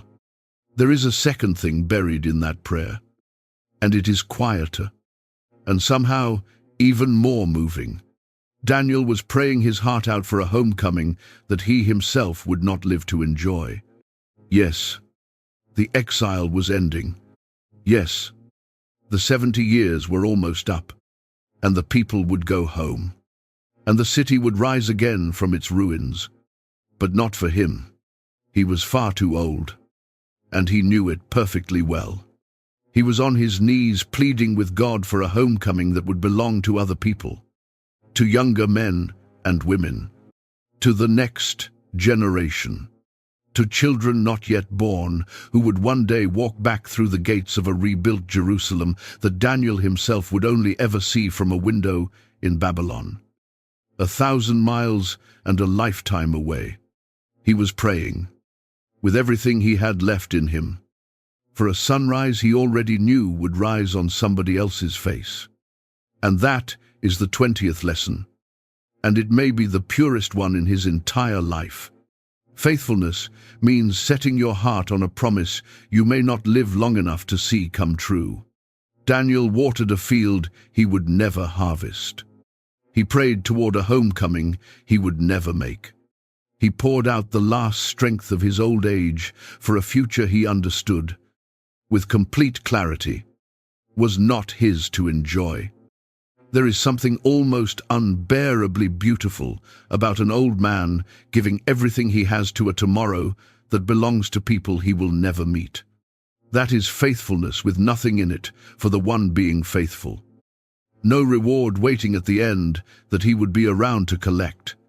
He served a future that belonged entirely to others, and he never once acted as though that made it worth less, or prayed for it with any less of his whole heart. The window faced a home he would not return to. The prayer reached toward a promise he would not live to see kept. And still, every single day, into his 9th decade, the old man knelt down and faced that way, toward home, toward a God who keeps his promises, whether or not we are there to watch him keep them. He was very near the end of his life now, and the way a man finishes has a way of saying something true about the whole of how he lived.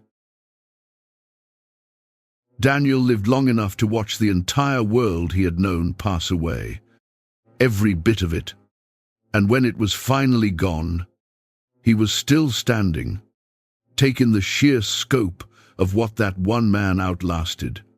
He had arrived in Babylon as a teenage prisoner of war, dragged in chains into the court of Nebuchadnezzar, at the towering height of an empire that looked like it would rule forever.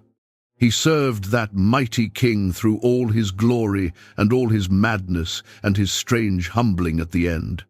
He served the lesser kings who came stumbling after him. He stood in a banquet hall and watched a hand write doom on a wall. And he watched the whole of Babylon fall in a single night to a new power. And then, when the conquerors took over, he did not fall with the empire he had served. He rose again, all over again. An old man lifted to the very top of a new court under new kings. Every throne he had ever stood before was empty now. Every king who had once held his life in the palm of his hand was dust in a tomb. The empires that had renamed him and threatened him and demanded his worship and signed his death warrant, every one of them, had risen and crested and crashed, one after another, while he watched, and the boy they had worked so hard, so patiently, so cleverly, to turn into a Babylonian, was still there, still kneeling at that window, still praying, 3 times a day, toward a home he never stopped facing, still trusted, still consulted, still standing, an old man advising the rulers of empires under flags he had never even heard of when he was young, outliving everything that had ever tried to break him or buy him or bend him. Now here is the thing, the story does not let us pretend away. The hard truth we have to hold right alongside all that triumph. Daniel died in exile. He never went home. The window he faced for 70 years stayed a window, and nothing more. He was buried in the land of the people who had captured him, far from the home he had set his heart on every single day of his life. The homecoming he prayed for came for his people, but it did not come for him. By one way of counting, a cold and simple way, you could even say his captors won in the end. They took the boy, and they kept him, all the way to the grave. He never did get out. He never walked back through the gates he faced. He died a foreigner in a foreign land. But that way of counting misses absolutely everything that matters. Because Daniel's victory was never going to be the matter of getting home. That was never the prize. And it was never the point. Look at what actually happened across those 70 long years. They took a boy, and they set out, with all the power and patience of an empire, to make him into one of their own. They changed his address, dragging him 1,000 miles from everything he knew. They changed his language and his learning, filling his head with the wisdom of Babylon. They changed his name, stripping away the name that spoke of his God and stamping on him a name that honored theirs. They put him through every kind of pressure a human being can be put through. The soft and seductive pressure of comfort and reward and high position, and the hard and brutal pressure of a fiery furnace and a den of lions. They had 70 years to wear him down, to soften him, to make him forget. And when it was all finally over, when every king was dead and every empire had crumbled into ruin, the one single thing that Babylon, with all its might and all its years, had never once managed to do, was make Daniel into a Babylonian. They renamed him Belteshazzar. He died as Daniel. The name they forced on him is a footnote now, a piece of trivia, a thing you have to be reminded of. The name his mother and father gave him, the name that means God is my judge, is the one the whole world still knows and still speaks 2,500 years later. They changed every single thing about him that they could reach. And they never once reached the one thing that actually mattered. The boy they captured stayed himself all the way to the end, all the way down into the grave, whole, unbought, unbent, still Daniel. And that is the 21st lesson, the final one, the one this whole long story has been carrying quietly from the very first page. Victory is not the world finally leaving you alone. Hear that? Because we so badly want it to be the other thing. We want the prize for faithfulness to be that the pressure stops, that the demands cease, that we finally arrive somewhere safe where nothing asks us to bend anymore. The world is not going to leave you alone. It did not leave Daniel alone for a single decade of his long life. The victory is something else, something better and harder and impossible to take away. The victory is this. At the very end of it all, you are still yourself. Daniel did not win by escaping Babylon. He never escaped it. He won because Babylon, for all its trying, never once captured the part of him that counted.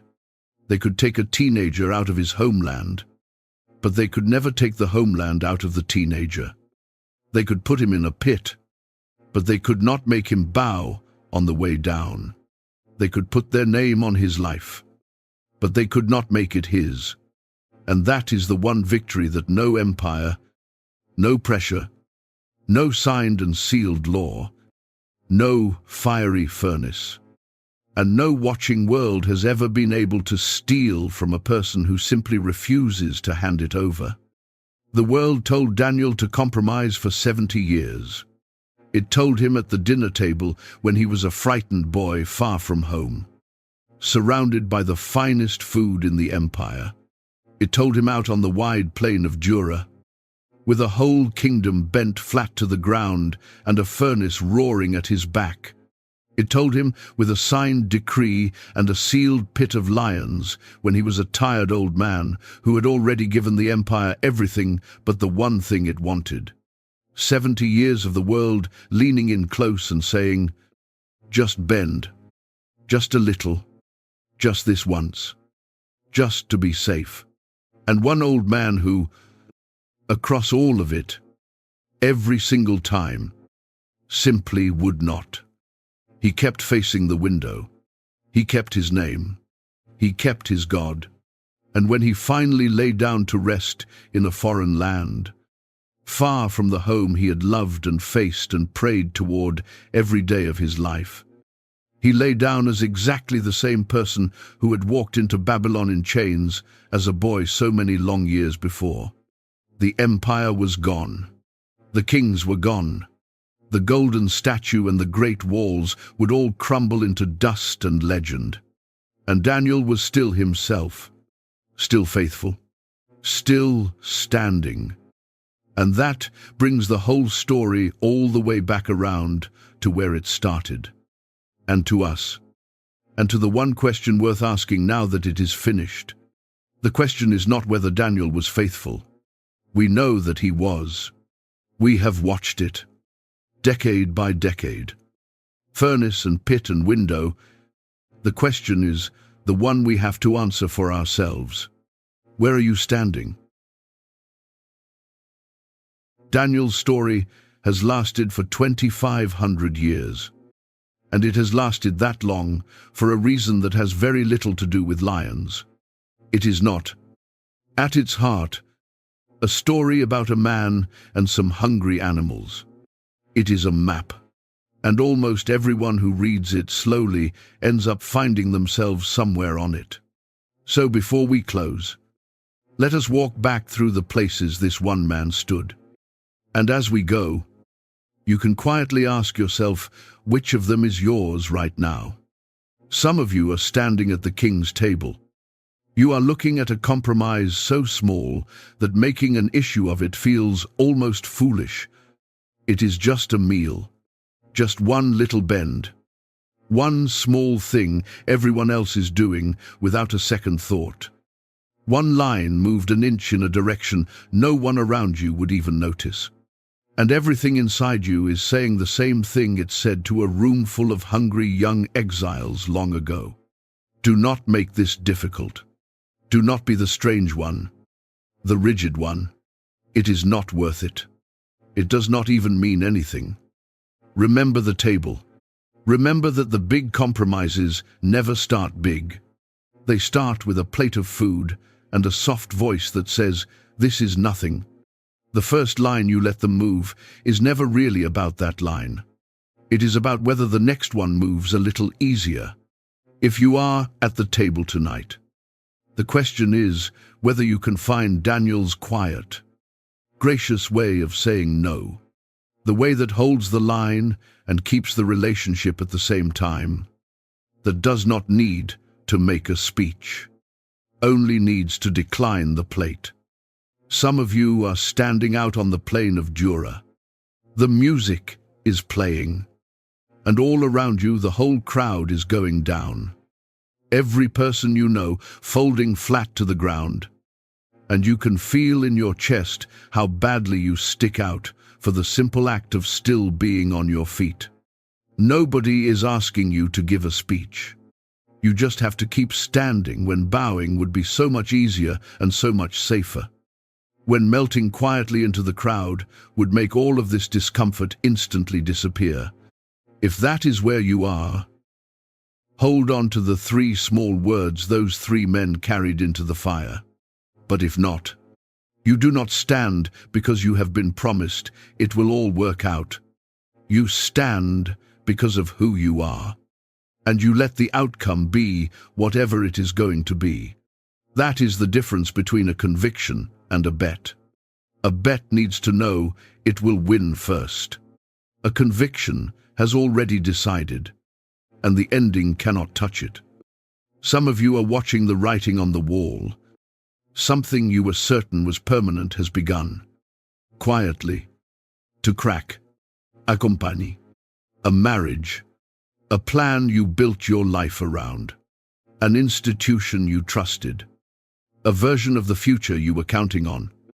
And now you can see, the way Belshazzar suddenly saw, that it is not nearly as solid as it always looked. Remember the night Babylon fell. Remember that the things which feel powerful enough to demand your surrender are so rarely as lasting as they pretend to be. Daniel outlived every one of them. So the real question in that moment is not whether the wall is cracking. Walls crack, empires fall. The question is what you have built your own life upon, and whether it will still be standing when the things that look permanent finally come down. Some of you are standing at the window. You have to decide whether you will keep doing the right thing now that the cost of it has suddenly gone up. The law, or the crowd, or your own career, or the people whose opinion you depend on, have quietly lined up on the other side of it. And the thing that used to be safe is now the thing that could cost you. And the careful, reasonable move, the one no one would even blame you for, would be to simply close the window for 30 days and wait it out. Be true on the inside where it costs nothing, and quiet on the outside where it does. If that is where you are standing tonight, remember that Daniel's window was already open. Remember that you do not rise to the level of your hardest moment. You fall to the level of what you have practiced. In private, on all the easy days that no one ever saw. The strength you will need at the window is not built at the window. It is built in all the unremarkable mornings of kneeling there when it cost you nothing at all. And some of you are already down in the den. You have already stood firm. You have already paid for it. The choice is behind you now, and you are sitting in the dark, in the consequence of having done the right thing, waiting to see what the morning brings. It is quiet down there, and it is frightening. If that is where you are, hold on to the one thing this whole story has been telling you from the beginning. You are not alone in there. The same presence that met 3 men in the heart of a furnace and shut the mouths of a den full of lions around an old man in the dark did not come before the trial to spare them from it, and did not come instead of the trial to cancel it. It came down into the trial and met them there. The night in the den is real. So is the morning that follows it. Here is the thing about that old man and his open window. He could have closed it. That is what the whole story refuses to let us forget. For 30 days, he could have prayed in the basement, prayed in his heart, prayed behind a shut window where no informer could ever have caught him, and he would have kept his life and lost nothing that anyone could name. He was wise enough to see the loophole. He simply chose not to use it. He kept the window open, and he knelt down in plain sight, and he let them come for him. And the reason was not that he was reckless, and it was not that he was throwing his life away to make a point. The reason was that, by then, there was no version of Daniel left that closed the window. 70 years of small, faithful, unwatched choices had slowly made him into a man who simply could not become someone else in order to survive. The open window was not an act of courage. He worked up that morning. It was just the truest shape of who he already was. So the question this story leaves sitting in the room was never really whether you admire Daniel. Everyone admires Daniel. Admiring him is easy, and it costs nothing, and it changes nothing. The question is quieter than that, and it has been waiting for you since the very first page. What is your window? What is the small and faithful thing you do, quietly, on the ordinary days when it costs you nothing, that is slowly making you into the person you will be on the day it costs you everything. And have you been kneeling there long enough? On enough unremarkable mornings, that when the law finally gets signed, and the music finally plays, and the whole crowd around you goes down to the ground, you will still, like that old man with his face toward home, be standing